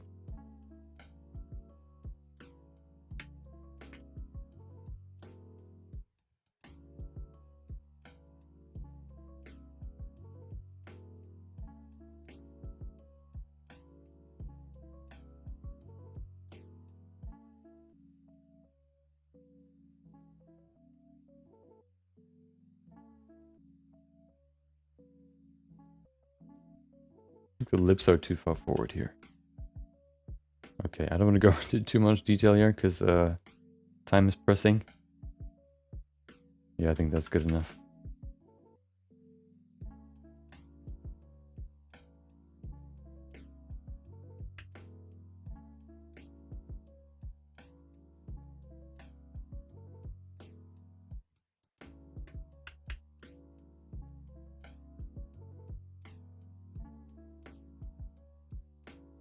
Okay. My name in English is, I'm an unimportant creator, but some people call me Ucrea, creador, creator, unimportant, creator, Ucredo. I mean, unimportant sounds weird. Yeah, that's the hardest part about it. It's like, it fits together, but splitting it up sounds weird. I could say USI, that's also weird. UC. Yeah, let's go to the next layer. Look at him.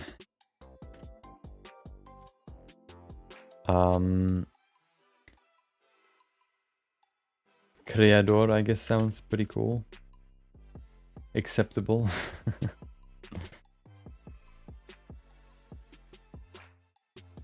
Gorgeous.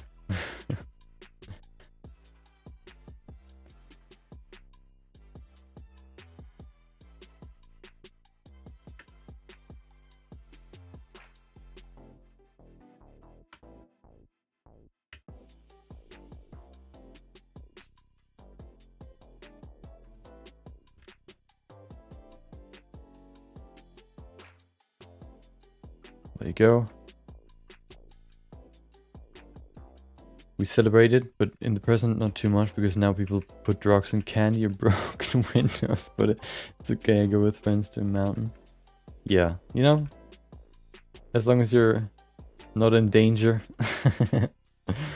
and you celebrate it, then I would count that. Or you're conscious about it, you know. You do something different than what you usually do, then I would count that as maybe not celebration, but I guess the consciousness is there. And that's all that matters. Then you have these weird people in Eastern Europe that don't celebrate Halloween. Unbelievable. You're missing out on kids ringing your door, demanding candy, and then you either you either not prepared, you have nothing to give them, or you need to give them something out of your precious candy collection that you don't want to give up. You originally don't want to give up, but then, you know, you're pressed and you can't do anything about it. I love edibles. I don't think he means those drugs. I think those are a little bit too tame for what he means. Maybe he does. I think it's better.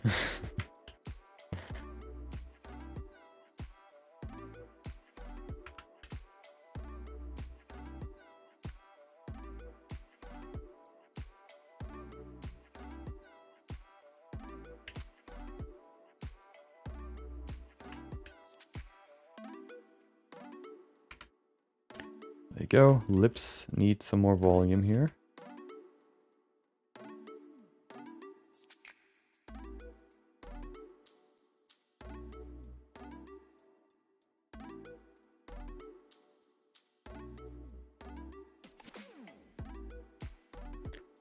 How long have you been using Blender? Did you take any courses? The only course that I took, well, actually did, well, first of all, I've been using Blender since 2019 February. Don't ask me why I know that. I don't know. I was watching tutorials on YouTube, and if I couldn't find the right tutorial on YouTube, which was only really the case for one or two things, I had a subscription for, you know, a few months for CG Cookie. That's actually where the idea of personal feedback came from, because that's what they do, you know, from time to time. I participated once and got some very, very valuable feedback. Then they didn't do it for a long time. And yeah, because I felt I needed more of those. I don't want to have you feel the same way. That's why I want to do them more often than once every blue moon.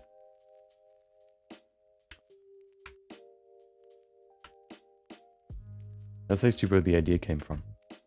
Yeah, but I never bought any courses. The only thing that I bought or that I paid for when it comes to learning Blender was the subscription to CG Cookie.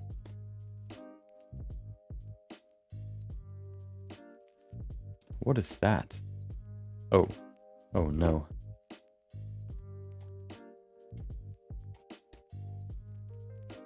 Okay, I used Blender when Blender was taught by the Egyptians. You can see it draw Nori using Blender in the place of Egypt. I'm not that old, okay?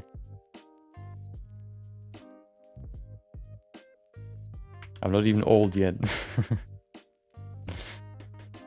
Maybe I just look old. I mean young. You know, maybe I'm already 500 years old or 50,000.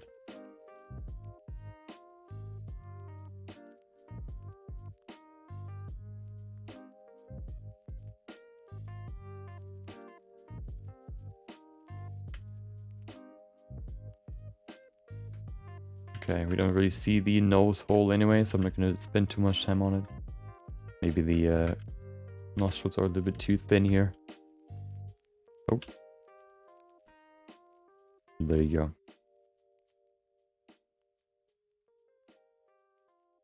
I'm older than him, and it's annoying because he's better.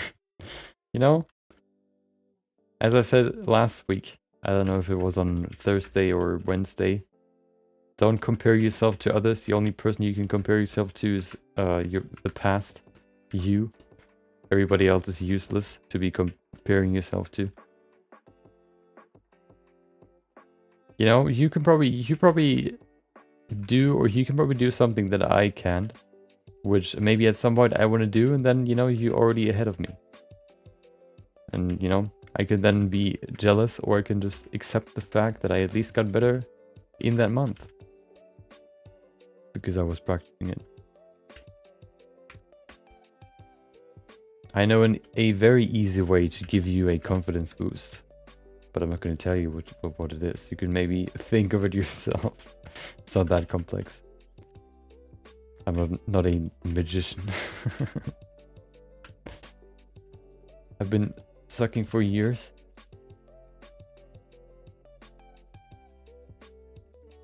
Pretty good at breathing. Oh. Well, yeah. I mean, I don't have difficulties breathing, so I don't know if you have a heads up there. You probably have a higher tolerance for weed. That's probably one thing you have. That's not necessarily desirable for me, but you know, maybe at some point that's gonna be useful.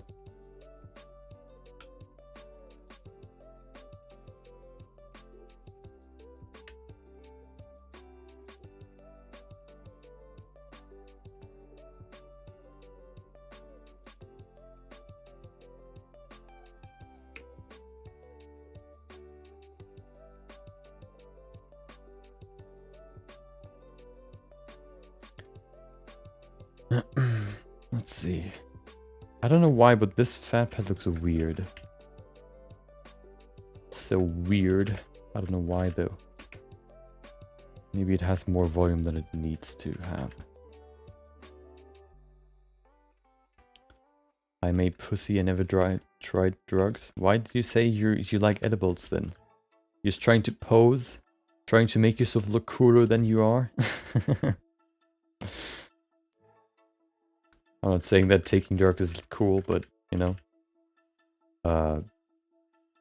Some people, I guess, might. So I'm trying to call you out.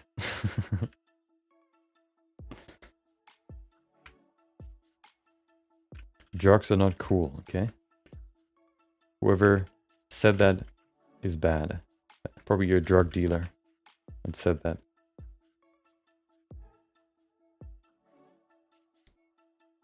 Drugs are for homosexuals who use TikTok.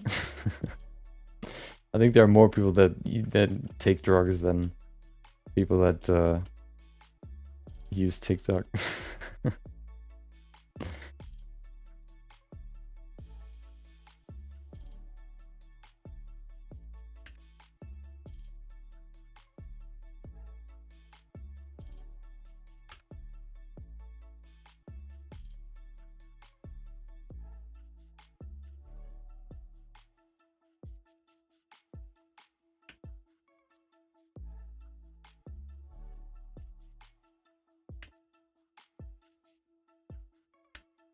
Okay, I'm gonna finish this in the next 10 to 15 minutes, and then we go to the actual workflow.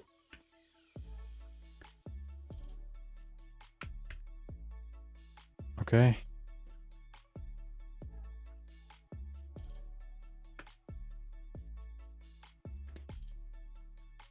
Eminem and Snoop Dogg, biggest homosexuals? I don't know about that.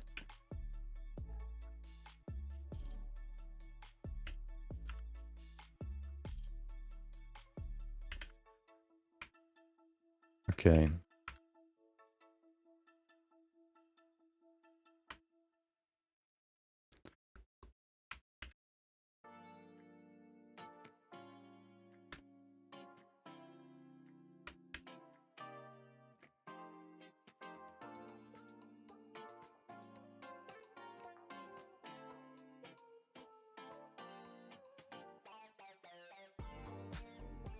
There you go. We have the mouth. Let's go to the chin. The chin looks kind of low res, too smooth for my taste. Let's add some more resolution there. Oh, yeah. Going back to going away from homosexuals using TikTok. Let's go back to Sylvester or no, New Year. I guess that's, you know, something most people celebrate. Maybe not in the Asian country. I think they have their own sort of year, or their own, like, you know, what are they, metric system? No, that's something else. Their own calendar. They, you know, I think they actually celebrate it a little bit later than we are, or way earlier, you know, depending on how you look at it.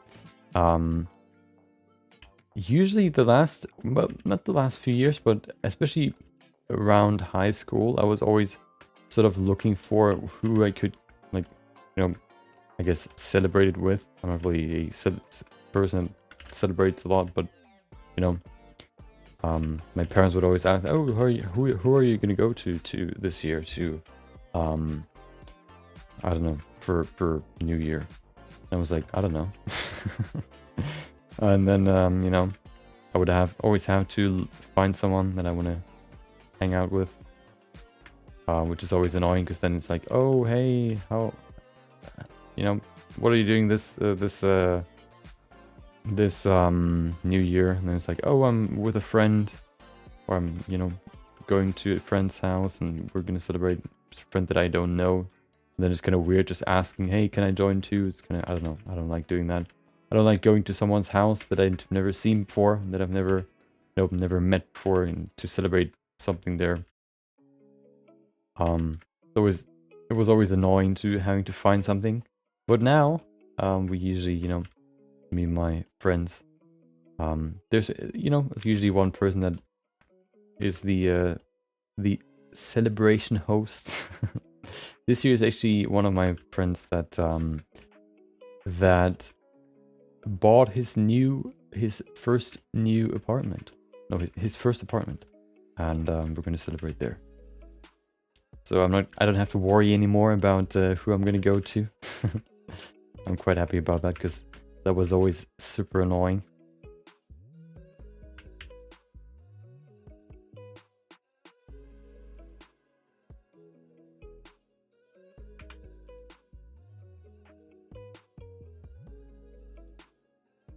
I remember in the school, the teacher said, hey, all in the class gonna do a word writing a topic.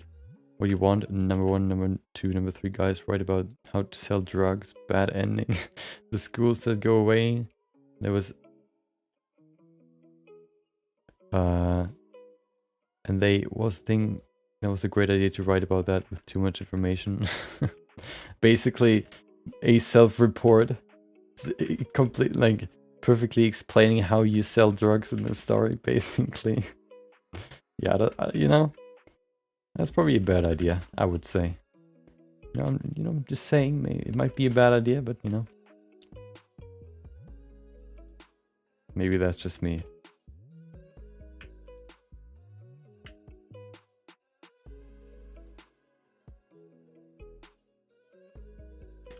Okay. I think we're pretty much there. We can go to the next step now.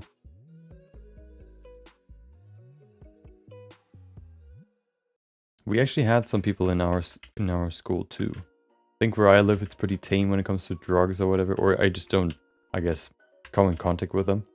I don't want to, so, you know, that's good. I just know that there were some people that sold them or maybe smoked weed in you know, the school breaks. But I was never part of any of those people, because I, you know, would want to be.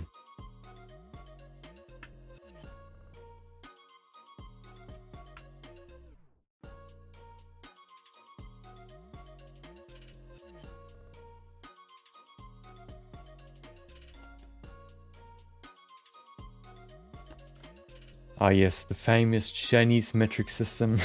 Shut up. I meant year or calendar. Okay? Don't grill me for not knowing the right word.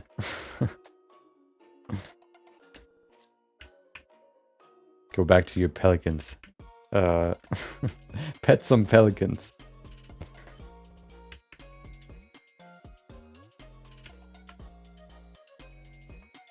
You know, there's a YouTube channel that is basically just an old man with his pet goose, and I think some more animals too. And he just, you know, makes vlogging how he goes to the grocery store, for example. You know, taking with him his pet goose. Everybody already knows the goose. I can't remember what he's called, but yeah, that's something I binge watched at some point. Him just going around, you know, the goose always following him. I don't even know if he had a leash for it. I don't think so. There you go. I think that comes pretty close. Not perfectly there, but it's good enough. At least we have something that we can use now. I think the nose is too far forward. Hold on. Looks kind of weird. Yeah. You can see how the profile is completely different. You can maybe move the eyes forward. No, we can probably...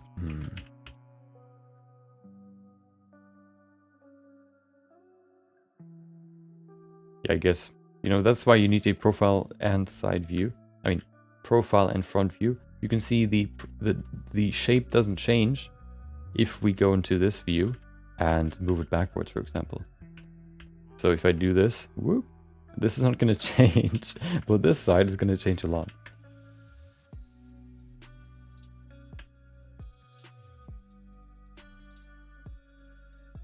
So you always need two. You always need two angles. I have 13 cats I can pet. I just sit at home, watch anime, and fall asleep before midnight. I mean, that works too. Yeah, if I had no friends, for example, near me or whatever, I would probably, you know, I wouldn't really bother, I don't know, finding someone to go to. I'm not looking for parties. So, you know, why would I care? Okay.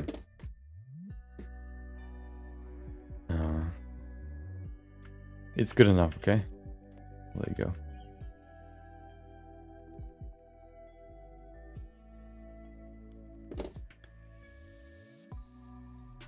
Let's see. One more thing.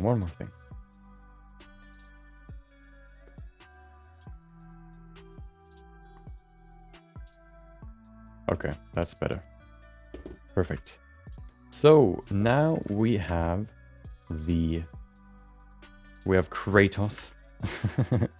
Let's go and add the let's go and unwrap him.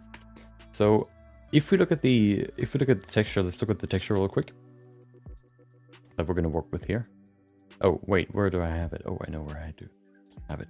The textures I think only have one cut for the head, which is interesting. I'm going to show you what it looks like in just a second. Let me just open it first. Resources. There it is. Human male.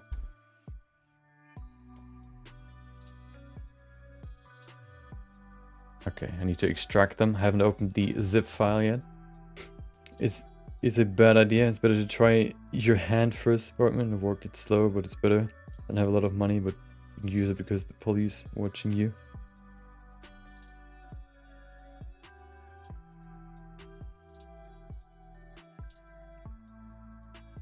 Yeah. You know, it's better to have money that you can actually use than just having a lot of money that you can't use because, I don't know, you sold drugs, for example. Laundered some money. Or, I don't know, did tax evasion.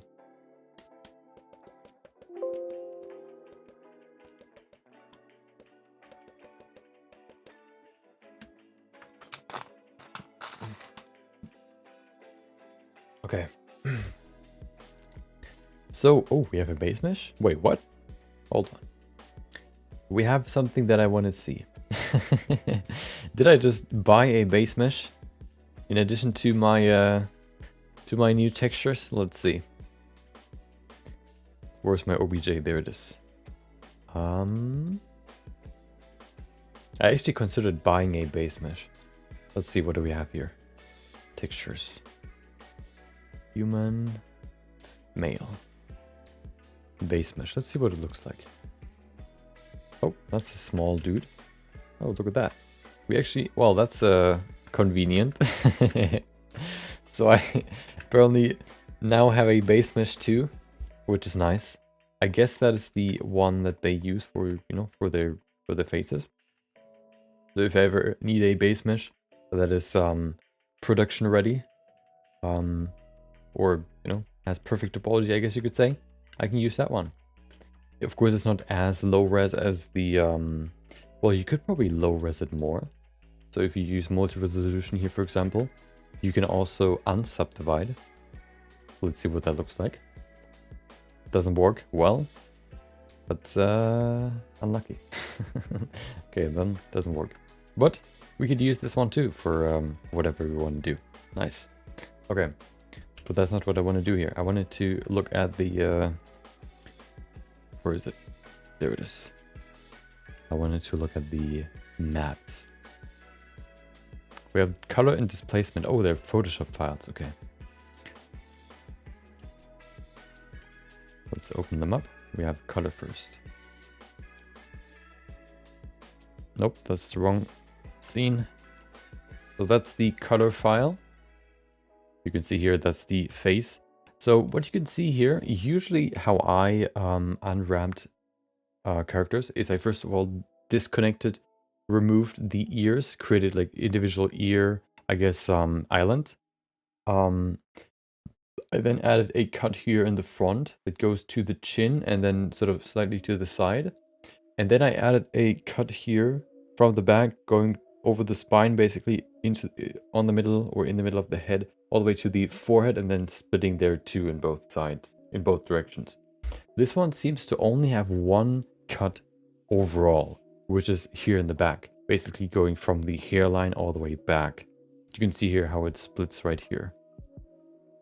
So yeah, I want to see, I'm going to unwrap it the same way and maybe see if that actually works immediately, or, well, yeah, we're just going to experiment some, do some experiments and see how we can apply this face texture to the character. These are, how big are they? They're very, very big. They are 16,384 times 16,384, so they're very big. You can see there's a lot of detail here. You can see every single hair on the beard. And then we also not only have the color, of course, we also have displacement. Takes a little bit to load. 60,000 times 16,000 is quite big, believe it or not. There it is.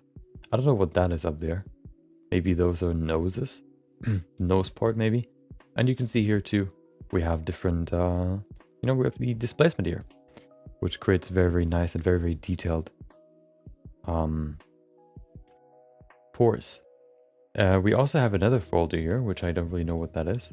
Secondary and tertiary actions. Oh, we could probably apply this to the Photoshop file to create different levels of, I guess, bumps on the skin. What I want to do here probably first is I want to, I guess, just export them as PNGs. I don't know, can you import Photoshop files into Blender? Hold on. Let's see. Maps. Color. That would be weird. Can you? I think it's loading. Oh no.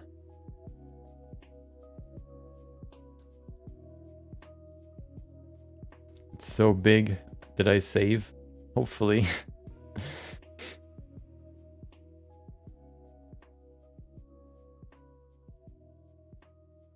Oh, there it is. Oh, it can actually open it. That's crazy. Okay.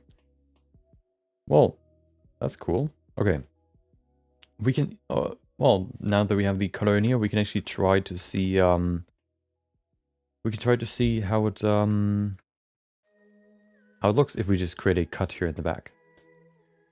Isn't it better to create a skin, kind of skin material procedural?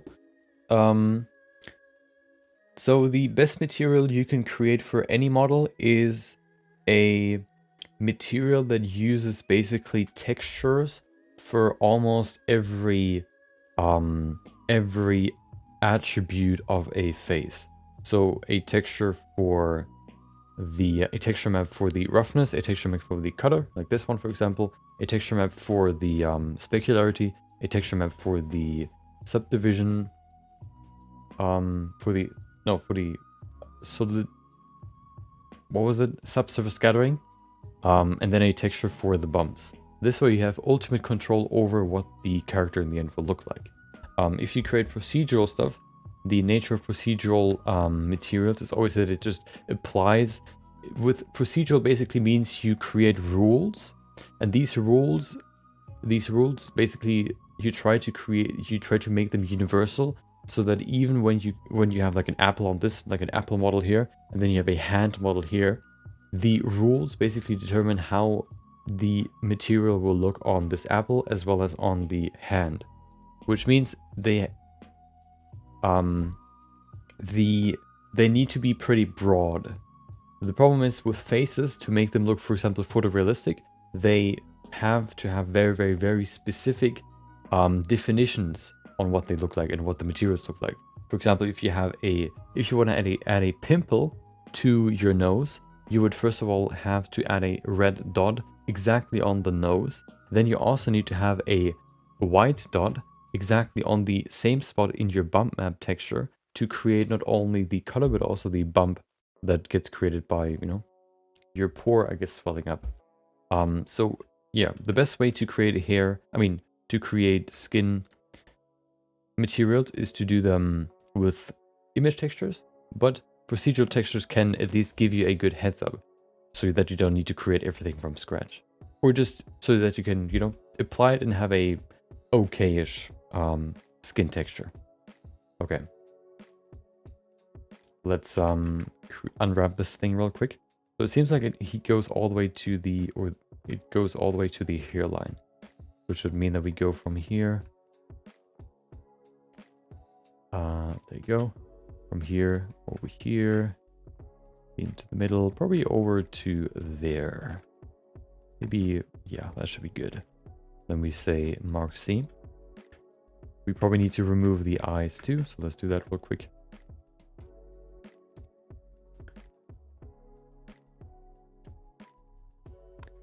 Okay. Perfect. Nose, I think, is still part of it. Yep. And we don't have a mouth bag. Perfect. Okay. Now we just, you know, go to UV. Let's go to the UV viewer. There you go. We can see there's just everything's black because it's random. There's no good there are no UV maps yet. Let's unwrap it and see what it looks like. There you go. So this already looks very, very similar to the one that we have here in the image. So what I'm going to do now is I'm going to create a material and see how close we can get to perfection. So let's go to material preview. Let's create a quick material here. There you go.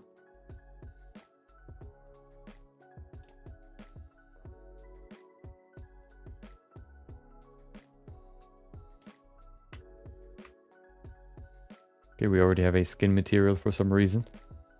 Perfect. We need the image. Image texture, there it is.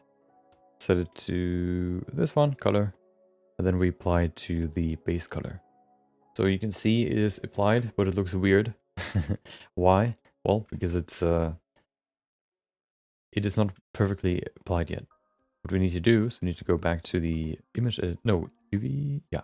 We need to select the color, and then if we go back into the UVs, you can see we can now see not only the face, the UVs, but we can also see the face that we want to apply to these UVs. We can now basically select these UVs, the UV map, and now we can see if we can sort of place it on there, on the image. If you go closer, you can see the changes. So this could be a way to do it. I don't think it's going to be the way to do it, just because to do it this way, you need to have the exact same topology, because otherwise the faces are just spreading out in different ways, which you can see here. For example, I need to make the face texture, or the face the part of the face bigger But what happens then is you can see this, the UVs that are on the edges here go out of the actual image, which of course doesn't work. So I just want to see if we can at least align the eyes and the mouth, and then we can see if we can refine it a little bit. Or not refine it, but do it in a different way. There's one way that I know it works, which we can try soon. And you can see we already have a okay looking texture now. The lips look pretty good. What we can do now is we can go into the UVs. We can first of all enable display stretch. There you go. Where we can now see whether or not the faces are stretching, which isn't really necessary right now. Because if we go back into here, what I'm trying to do here basically now is I want to align the topology. I want to align it with the image underneath. So what we're going to do is we're going to enable proportional editing, and then we're just going to select the faces that I want to change here, and we're going to drag them up. Is there like a mirror that we can use? The problem with that is that it can lead to some stretching, which you know, you should avoid, but this could be a way to do it. If we go closer, you can see here. There you go. We can sort of align it there. Perfect.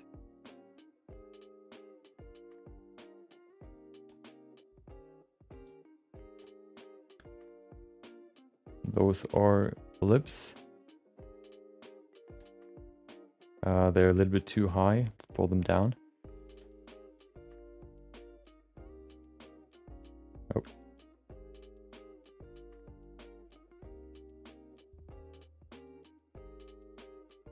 Perfect.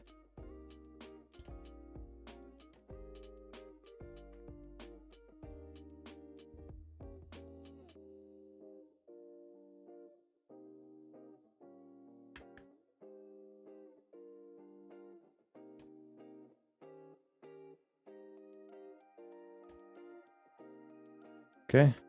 Oh, they actually go over the lips. Can we, no, we can't. Is there a way to show the UVs without seeing them in edit mode right there? I don't think there is, right? Well, what we can do though is we can go into this view. Can we? No, we can't. Well, I guess we just have to try and align them.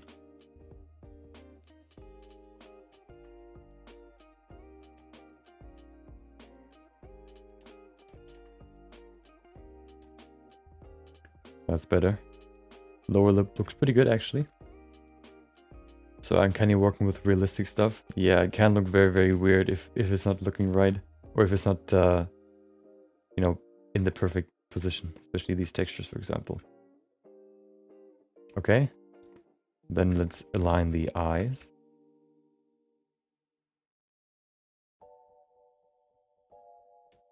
Oh, hello. Hello, please let me select the... Okay, you just don't want to, okay? I get it. It's late. Please. Please. Okay, well, I guess I'll just select them manually. Yeah. It can be very weird. Especially if you haven't perfectly aligned everything yet. There you go. Do one eye first. So there's this technique that you can use to do it. The other technique that you could try is to use stamping in texture painting mode, where you basically just apply the texture to a specific part of the image. You stamp it onto a new texture basically. This way you can create your eyes, or not your eyes, but your texture that still is photorealistic, but you know, it's more custom. But I think the best way to do it is actually outside of Blender in Photoshop, because there you have a the way to do it is basically to shape the texture to the UVs. You can apply like pins that you can point or that you can put in different positions to, yeah, sort of shape the UV texture how it's supposed to look, or the image texture how it's supposed to look like. And there you go. Now we have the eye removed. This eye is still there, but this one looks pretty good. Might not be perfect, but it's, you know, pretty good. You can see I think there's some stretching here. If I see that correctly, we can maybe, can we sort of smooth in this view? There are no brushes, right? Are there? What is this? Grab, relax. Oh, there it is. Kind of relax it. We can grab it too. So we can, I guess, push it. Ah, there you go.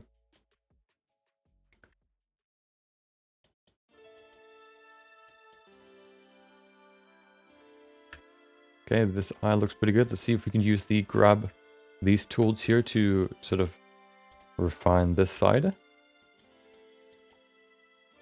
Works definitely better than using proportional editing.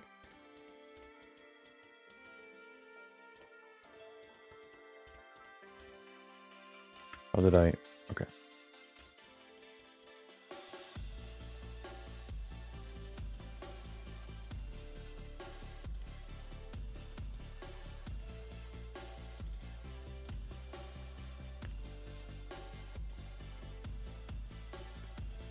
Okay, there you go. We have the eyes.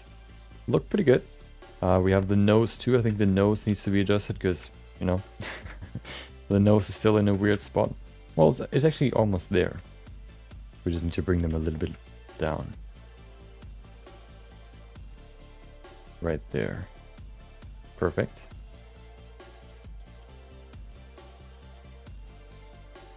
And there you go. Oh, the ears too. I think once we have the ears, we have everything in a pretty good spot. You can see we already have the colors. We can also go into here. Is it in here? No, it's in... It should be. No, it's not in this view, right? It's in... We can't see it. Okay. There's a view where you can see the pure color and no reflections and all that. I don't think you can enable that here though. Can you? Strength? No. Okay. Let's finish the ears and then I think we're in a pretty good... Oh. Yeah, of course. This is of course a problem. The UV maps in the back especially aren't exactly aligned and we probably can't get them perfectly aligned. We can try, but you can see how much they flail out compared to the actual image. I don't know if we can get there. We can try though. I don't know why the ears are so big.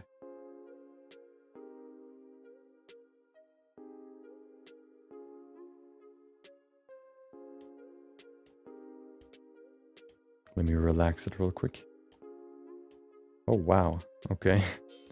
Interesting.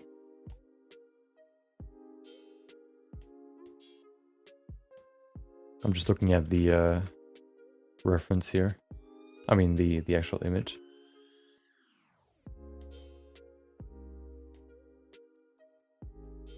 So with this technique, one thing that that will probably always happen is that because of the stretching faces, you will have some stretching, textures. You can see here these pores, for example, are stretched, which might not be very noticeable, but if you go very close, you will probably see it. So that's one thing you have to consider when you do it this way.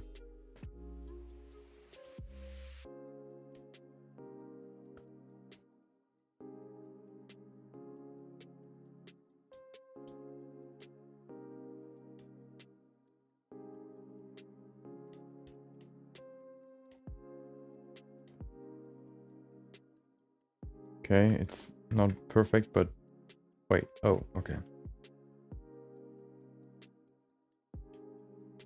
No, wait, we need to pull it out.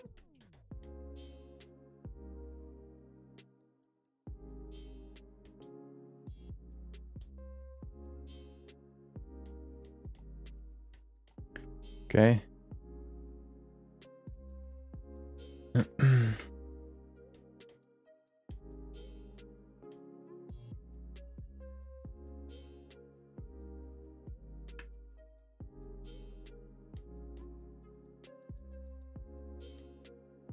You can see here, that's so much stretching right there. Okay, let's do the other side real quick and then we can go go to the next part, which would be applying the bump map. Let me save real quick. There you go. Okay. Dude, there's so much stretching there. I wonder why.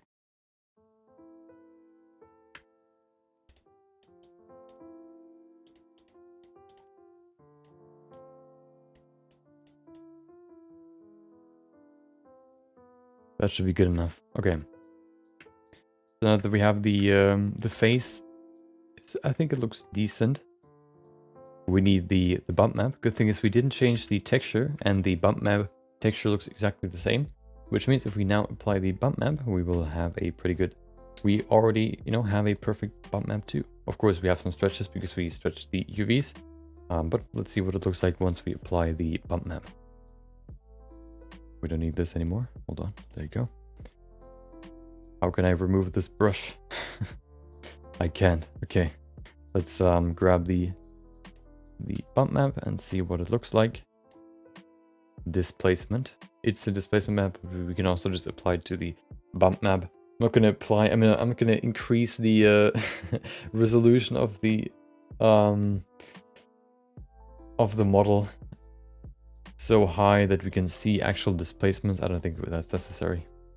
So we need to color ramp. What color is it? Is it like a black and white color, or I mean map? I guess so. Let's see.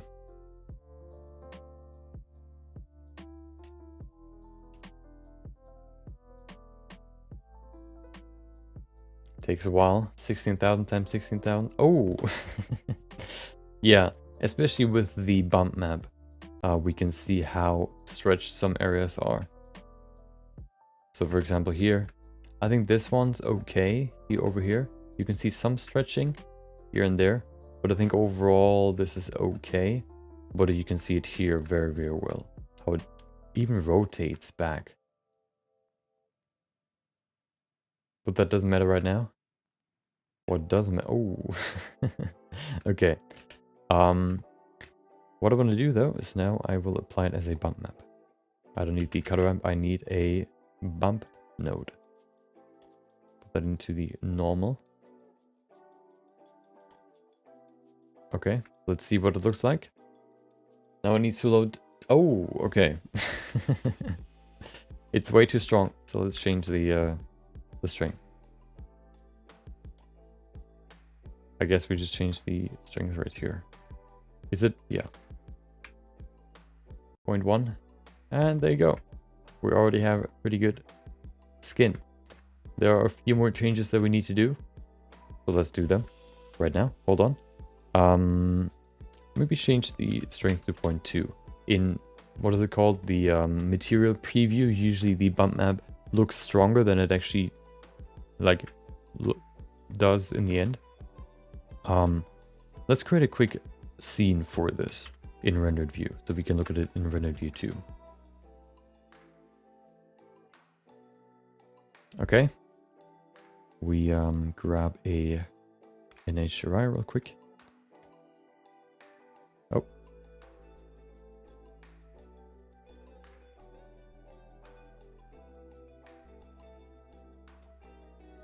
What do we have here?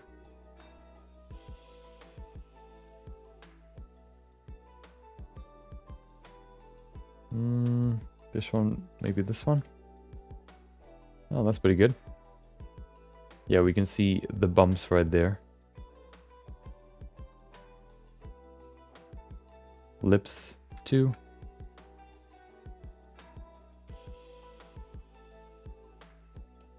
So one thing that makes it look weird right now is, first of all, because the lips are so, I guess, matte. That's why they look sort of weird right now. If they would look, if they're more, I guess, you know, moist or more glossy, it would look better already. Another thing is the entire face is basically fully matte. We can do one thing to improve that. Hold on. Here you go. Usually, I think the roughness of a face is somewhere like 0.35. I think that's sort of the the standard roughness. Okay, well that's maybe a little bit too much. Maybe 0.4. So that's already better. Then what we can also do is we can... I'm not fully happy with the bumps yet. They look a little bit low res right now. Maybe that's just the way that Blender displays them. One thing that will probably improve it is if we would apply them to the displacement. It probably doesn't work that well, but yeah, rubbery is probably because we haven't applied a subdivision yet. I mean, it's subsurface scattering. Subsurface scattering, I think, can range from something very low to like 0.1, 0.2. So 0.1 is already quite a lot. Maybe we can set it to 0.1 is usually only in like the extremities, like the ears, the nose, stuff like that. So maybe 0.35. Oh, well, that's the exact opposite of what I wanted. 0.035. So we add a little bit of subsurface scattering, but not too much. Of course, it gets blurrier too. I mean, noisier, because it needs to calculate the light going into the surface and then going out again. It is white, the subsurface color, which is not correct. We need to make it some like a reddish color. Probably something like this should work. Maybe even bright red. There you go. Go a little bit closer. Yeah. Let me grab a different HDRI. I want to see it in different lighting conditions. Another thing, I think specularity isn't necessarily 0.5. Maybe it can also be like 0.35. Skin isn't like 100% glossy. It can vary depending on what kind of person you are. If you have oily skin or more, I guess, dry skin. And then, yeah, there you go. That's the current look. Let's see if we can improve it a little bit too. Oh, hold on. What we could do is we could... Okay, let me try one thing. I saved the file. Let's, let me try something. So if I apply this and I use a subdivision modifier and I set it to adaptive subdivision, we can then use a displacement texture. So let's see what it looks like when we use displacements. We can still keep the bump map there, but we need a displacement right here. Color in there, into the height, and then we plug it into the displacement. We need to enable displacement. Settings, bump, and displacement. Oh, okay.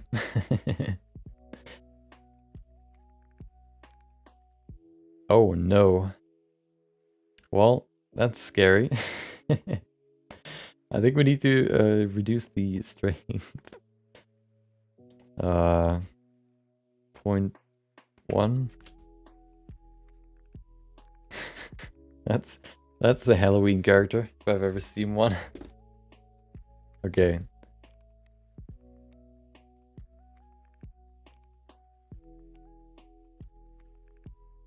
Let's create a quick render. Some like macro shots.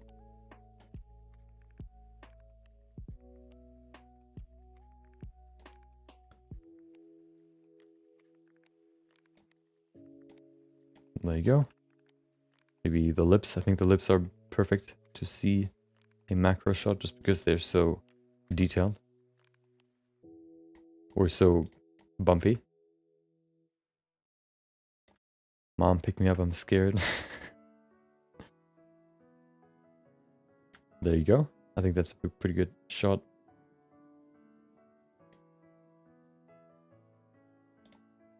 I think we need... I'm going to save this. I'm going to open this in cycles, actually, in Blender 3.0, just because it's faster. Yeah, I saved it. Let's open it in the new Blender version.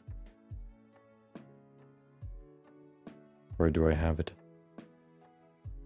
Right here. Nope. Well, that should work too.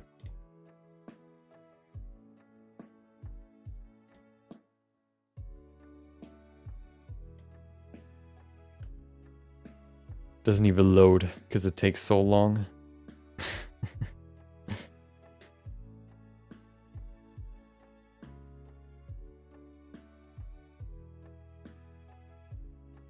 Please don't crash now. Perfect time to drink.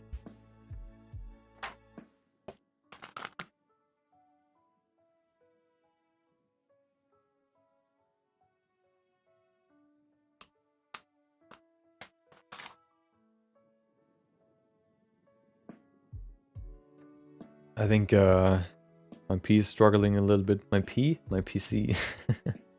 Oh, there it is. Okay, I think it's started. Nope, there it is. Okay. Can I switch? No, I can't, right? Well, I can close the other one. Okay, save it, close it, and there you go. A new version. You can see the new UI. Let's open up the file.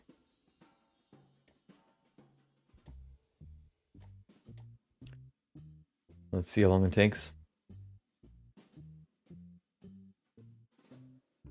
There it is. Perfect. Okay, let's see how long this takes. First of all, what do we have here? Max samples. Let's set it to 128 minute. Yeah, denoise. We don't need denoise. Is there still the adaptive denoise thingy? No? Okay.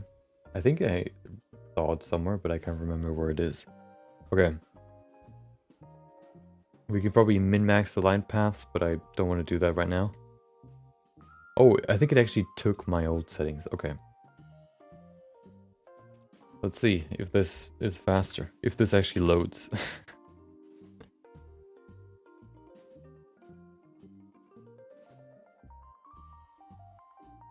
Let's see if it's already frozen. No, it's not. Oh, there it is. Perfect. Okay.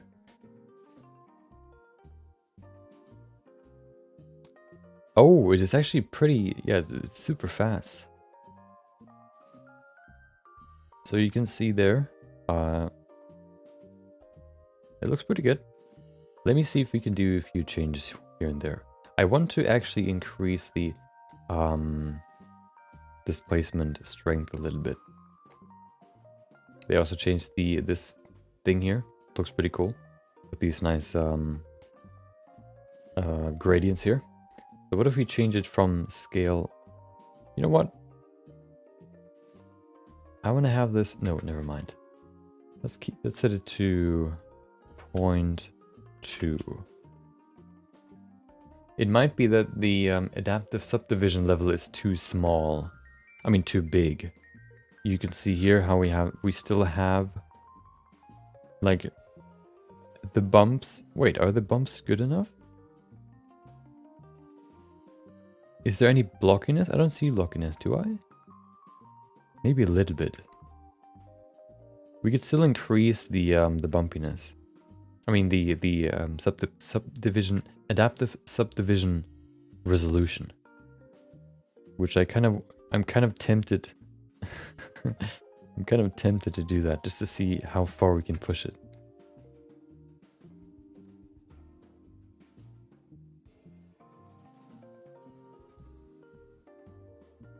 Yeah, let's see. So what you can do is you can go into the dicing scale and you can change that. If we change it to 0.75, it'll be a smaller, the faces can be smaller basically.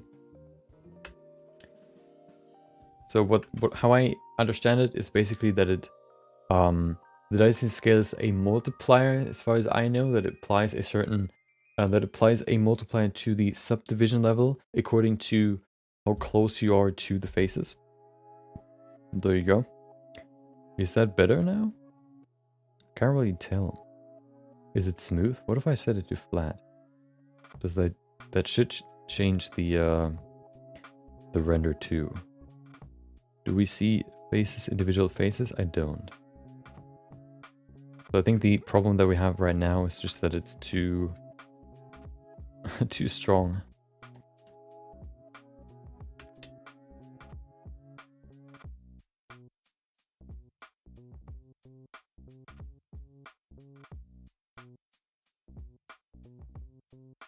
Oh.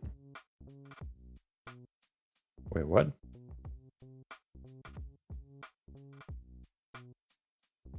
So this is also not probably as high resolution, high res as it will be when we render this.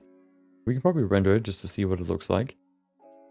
Let's see what it looks like without displacement and let's see if there are any big changes or not.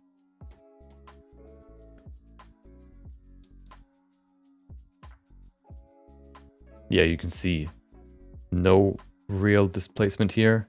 The lips look flat. This part here looks pretty flat. Adding displacement. And we have a new level of detail. New level of, you know, definition. You can see it here too. Look at the reflection.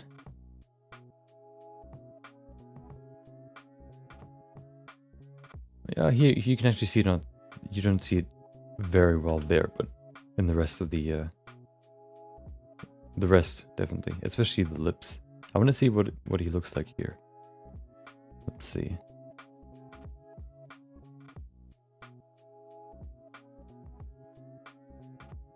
Yeah, that looks really good.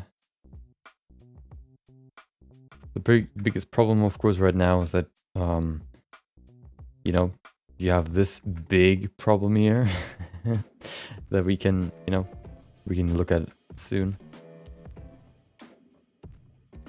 I just want to look at the texture real quick, just to kind of see, you know, kind of observe this. Okay, let's do a quick render. I want to see how long this will take. 1, 2, 8. Yeah, that should be good enough. Cool thing is you can now set a time limit how long it's supposed to render, which is pretty cool. Okay. Should I save it?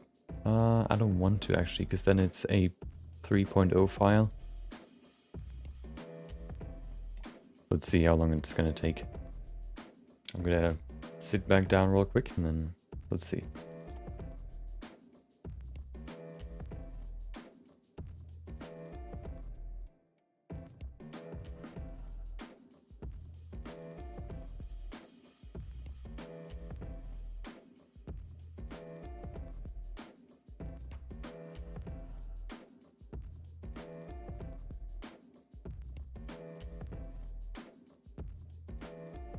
Okay, looks like it's still loading.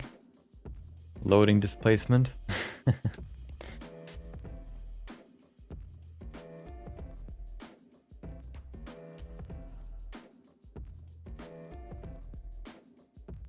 Yeah, I'm interested how long it's gonna take. If it's gonna be like 10 minutes, I think that's okay. If it's gonna be more than that, then no. We're gonna go to the alternative that I have when it comes to applying these UVs. I have probably like 3 or 4 ways you could do it, but yeah, we'll you know, this one is a pretty good one if you want to do it quickly. If you want to be very, very precise, I think the Photoshop, the way you can do it in Photoshop is better.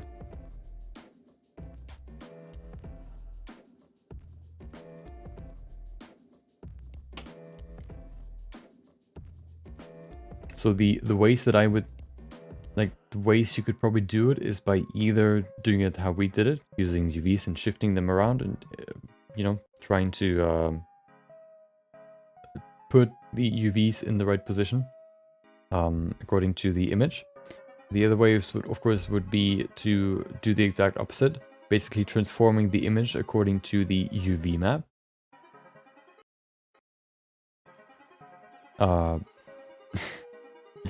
I think it froze for a sec. Okay. The other one would be to use the image, or not the image, but the texture as a stamp.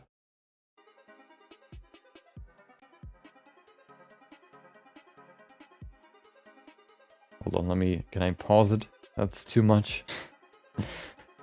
Yeah, to use it as a stamp, basically. So you can just sort of hover over the model and then you can basically draw where it's supposed to like apply the texture. This way you can probably also create very, very good textures. The problem with that one is though that you would basically have to do it perfectly for the other texture too, which can be very hard, of course. So for example, you have to apply 2 textures to your image. We've applied 2 textures right now. The 2 textures are the color and then the bump map. If you use the stamp method, I don't think you can really perfectly create a perfect bump map that you know, looks exactly like the color map if you use the stamp method. And then the other one that I had in mind is the one that you use in ZBrush, where you basically just import the image as a mesh, then you apply that mesh, you basically wrap it around the face, so put all the you know, all the textures and all that in the right position.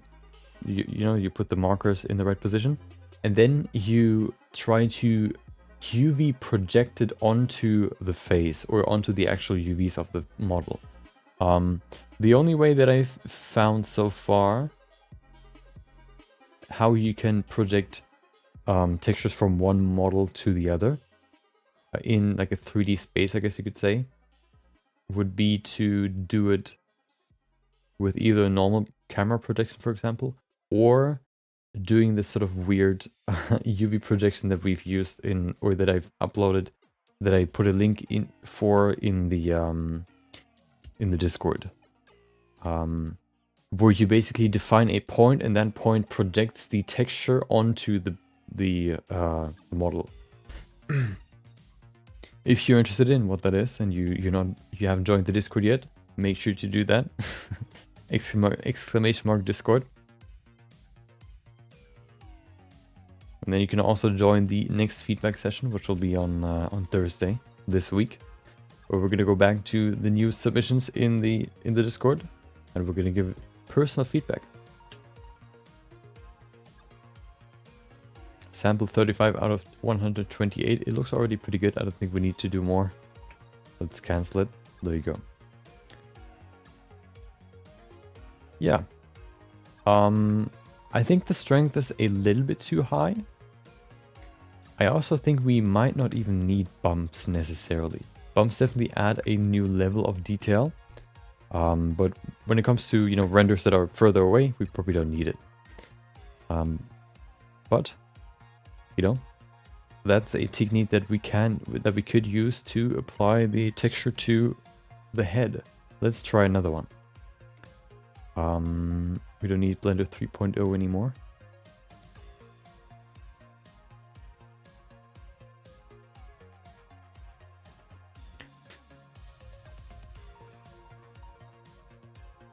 Let's open it up in the good old Blender 2.93 so we can try the other one. We actually don't need to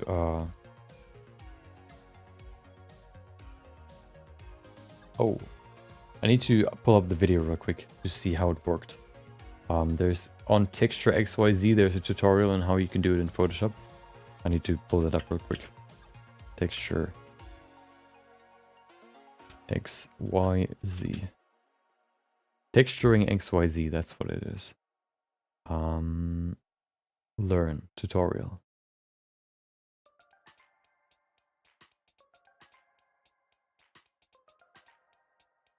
No, that's not what I wanted. Hold on.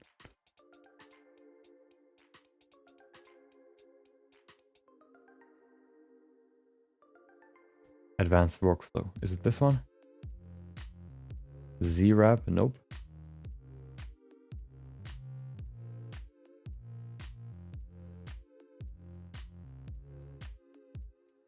Ah, there it is. Okay.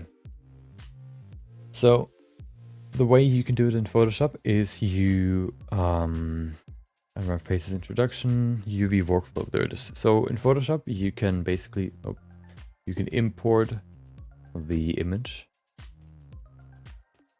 First of all, what you need is you need to import your UV, or you start with that. You just import all the images. You align them so they're perfectly on top of each other. You need to convert them into a grid. I think you need to what does it call it? Convert to a smart object, I guess. Takes a while, because if it's a smart object, it saves the transformations and you can copy them to other images, which is what you're going to do for these textures. Now he imported the UVs. You can see the faces very, very faintly. I don't know if you can see them. Hold on. Can you see them? I don't know if you can actually see what I see right now. You import the UVs basically. And then you use a certain filter or these pins to place the different parts of the texture in the right position. And the more you do that, the more it, you know, it fits perfectly onto the UV. You know, you have all these pins that you can then use to deform the face until it perfectly matches the texture that you want to. Until it perfectly matches the texture. And then you can basically copy the same transformation to all the textures, and then all the textures are perfectly aligned. So that's what we're going to do for ours. I don't really know how we can export the UVs. Let's see. Let me see if I can find a quick tutorial about that. Blender, export UV map grid. Ah.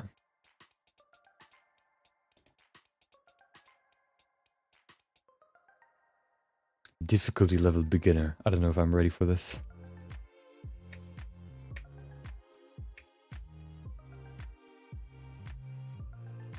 UVs, okay. Show me. UVs.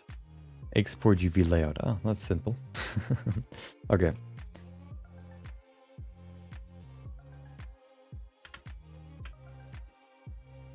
Oh, wait, I applied it in here too?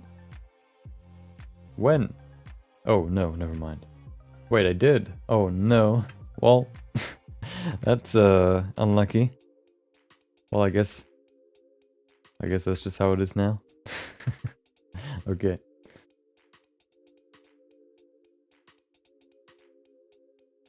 I could unsubdivide it, but no, who cares?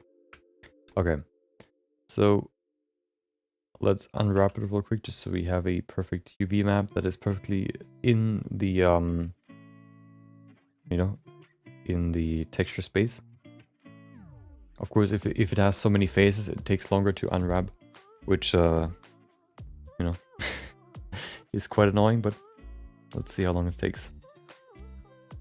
Oh, there we go. Okay.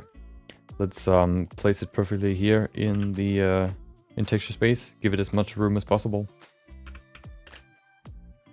It's quite wide, which is the problem here, but let's see what we can do. We can also just rotate it, I guess, which is annoying though, because we then have to rotate the texture, which can be quite, you know, annoying.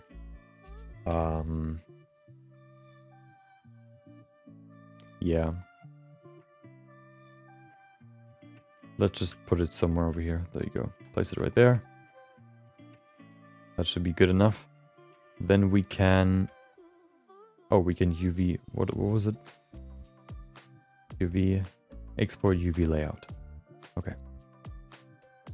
Call it... Base UV layout. Okay. PNG image should be good. Size 16K. I don't know about that. I guess. Okay. What?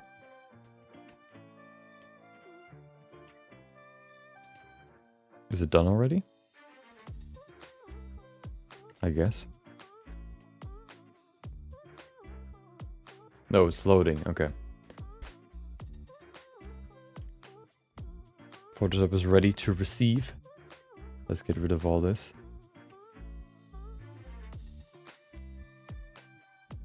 Oh, we can prepare the file already. Okay. So what we need is these two maps.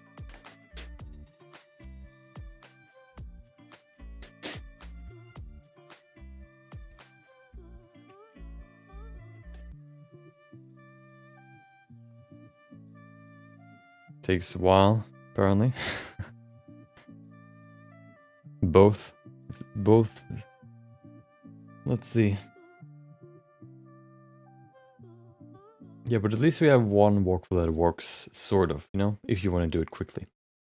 The UV layout or the Photoshop workflow is probably more precise when it comes to, you know, reduce the amount of stretching that we have. Or we probably don't have any stretching because it tries to,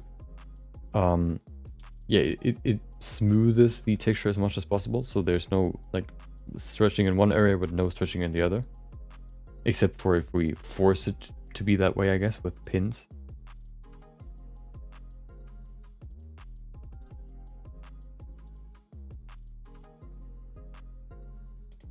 Oh, at least this texture is ready. Let's duplicate it. Because we need to create a smart object. Put that in there too.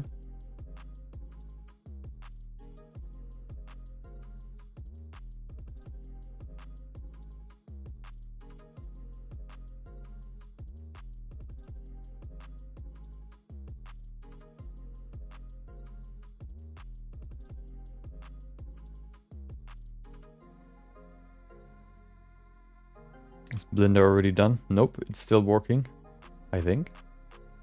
Yeah.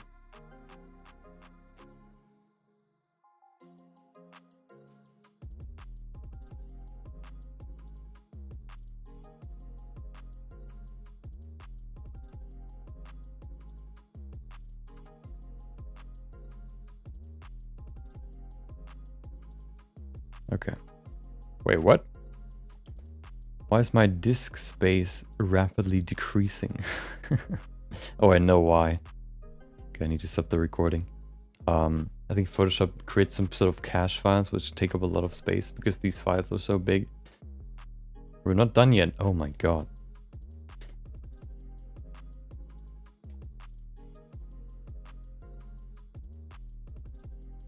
Great. It seems like this will take too long to really get into it. You've seen what I want to try. I'm probably gonna try it off stream at some point. It would just take way too long for this to finally export, and then we need to turn them into smart objects, which takes a while, and then we need to create these dynamic weird things there. Yeah, I'm gonna try this off stream definitely, and see which workflow works best. And then we're probably going to use that workflow in the future for future projects. Because, you know, it can enhance the realism of a character a lot. And it doesn't, doesn't take that long. So, yeah. Thank you for joining. Maybe you learned something new too. Maybe that was absolutely not interesting to you. Doesn't matter. I learned something new. So at least there's one person that learned something.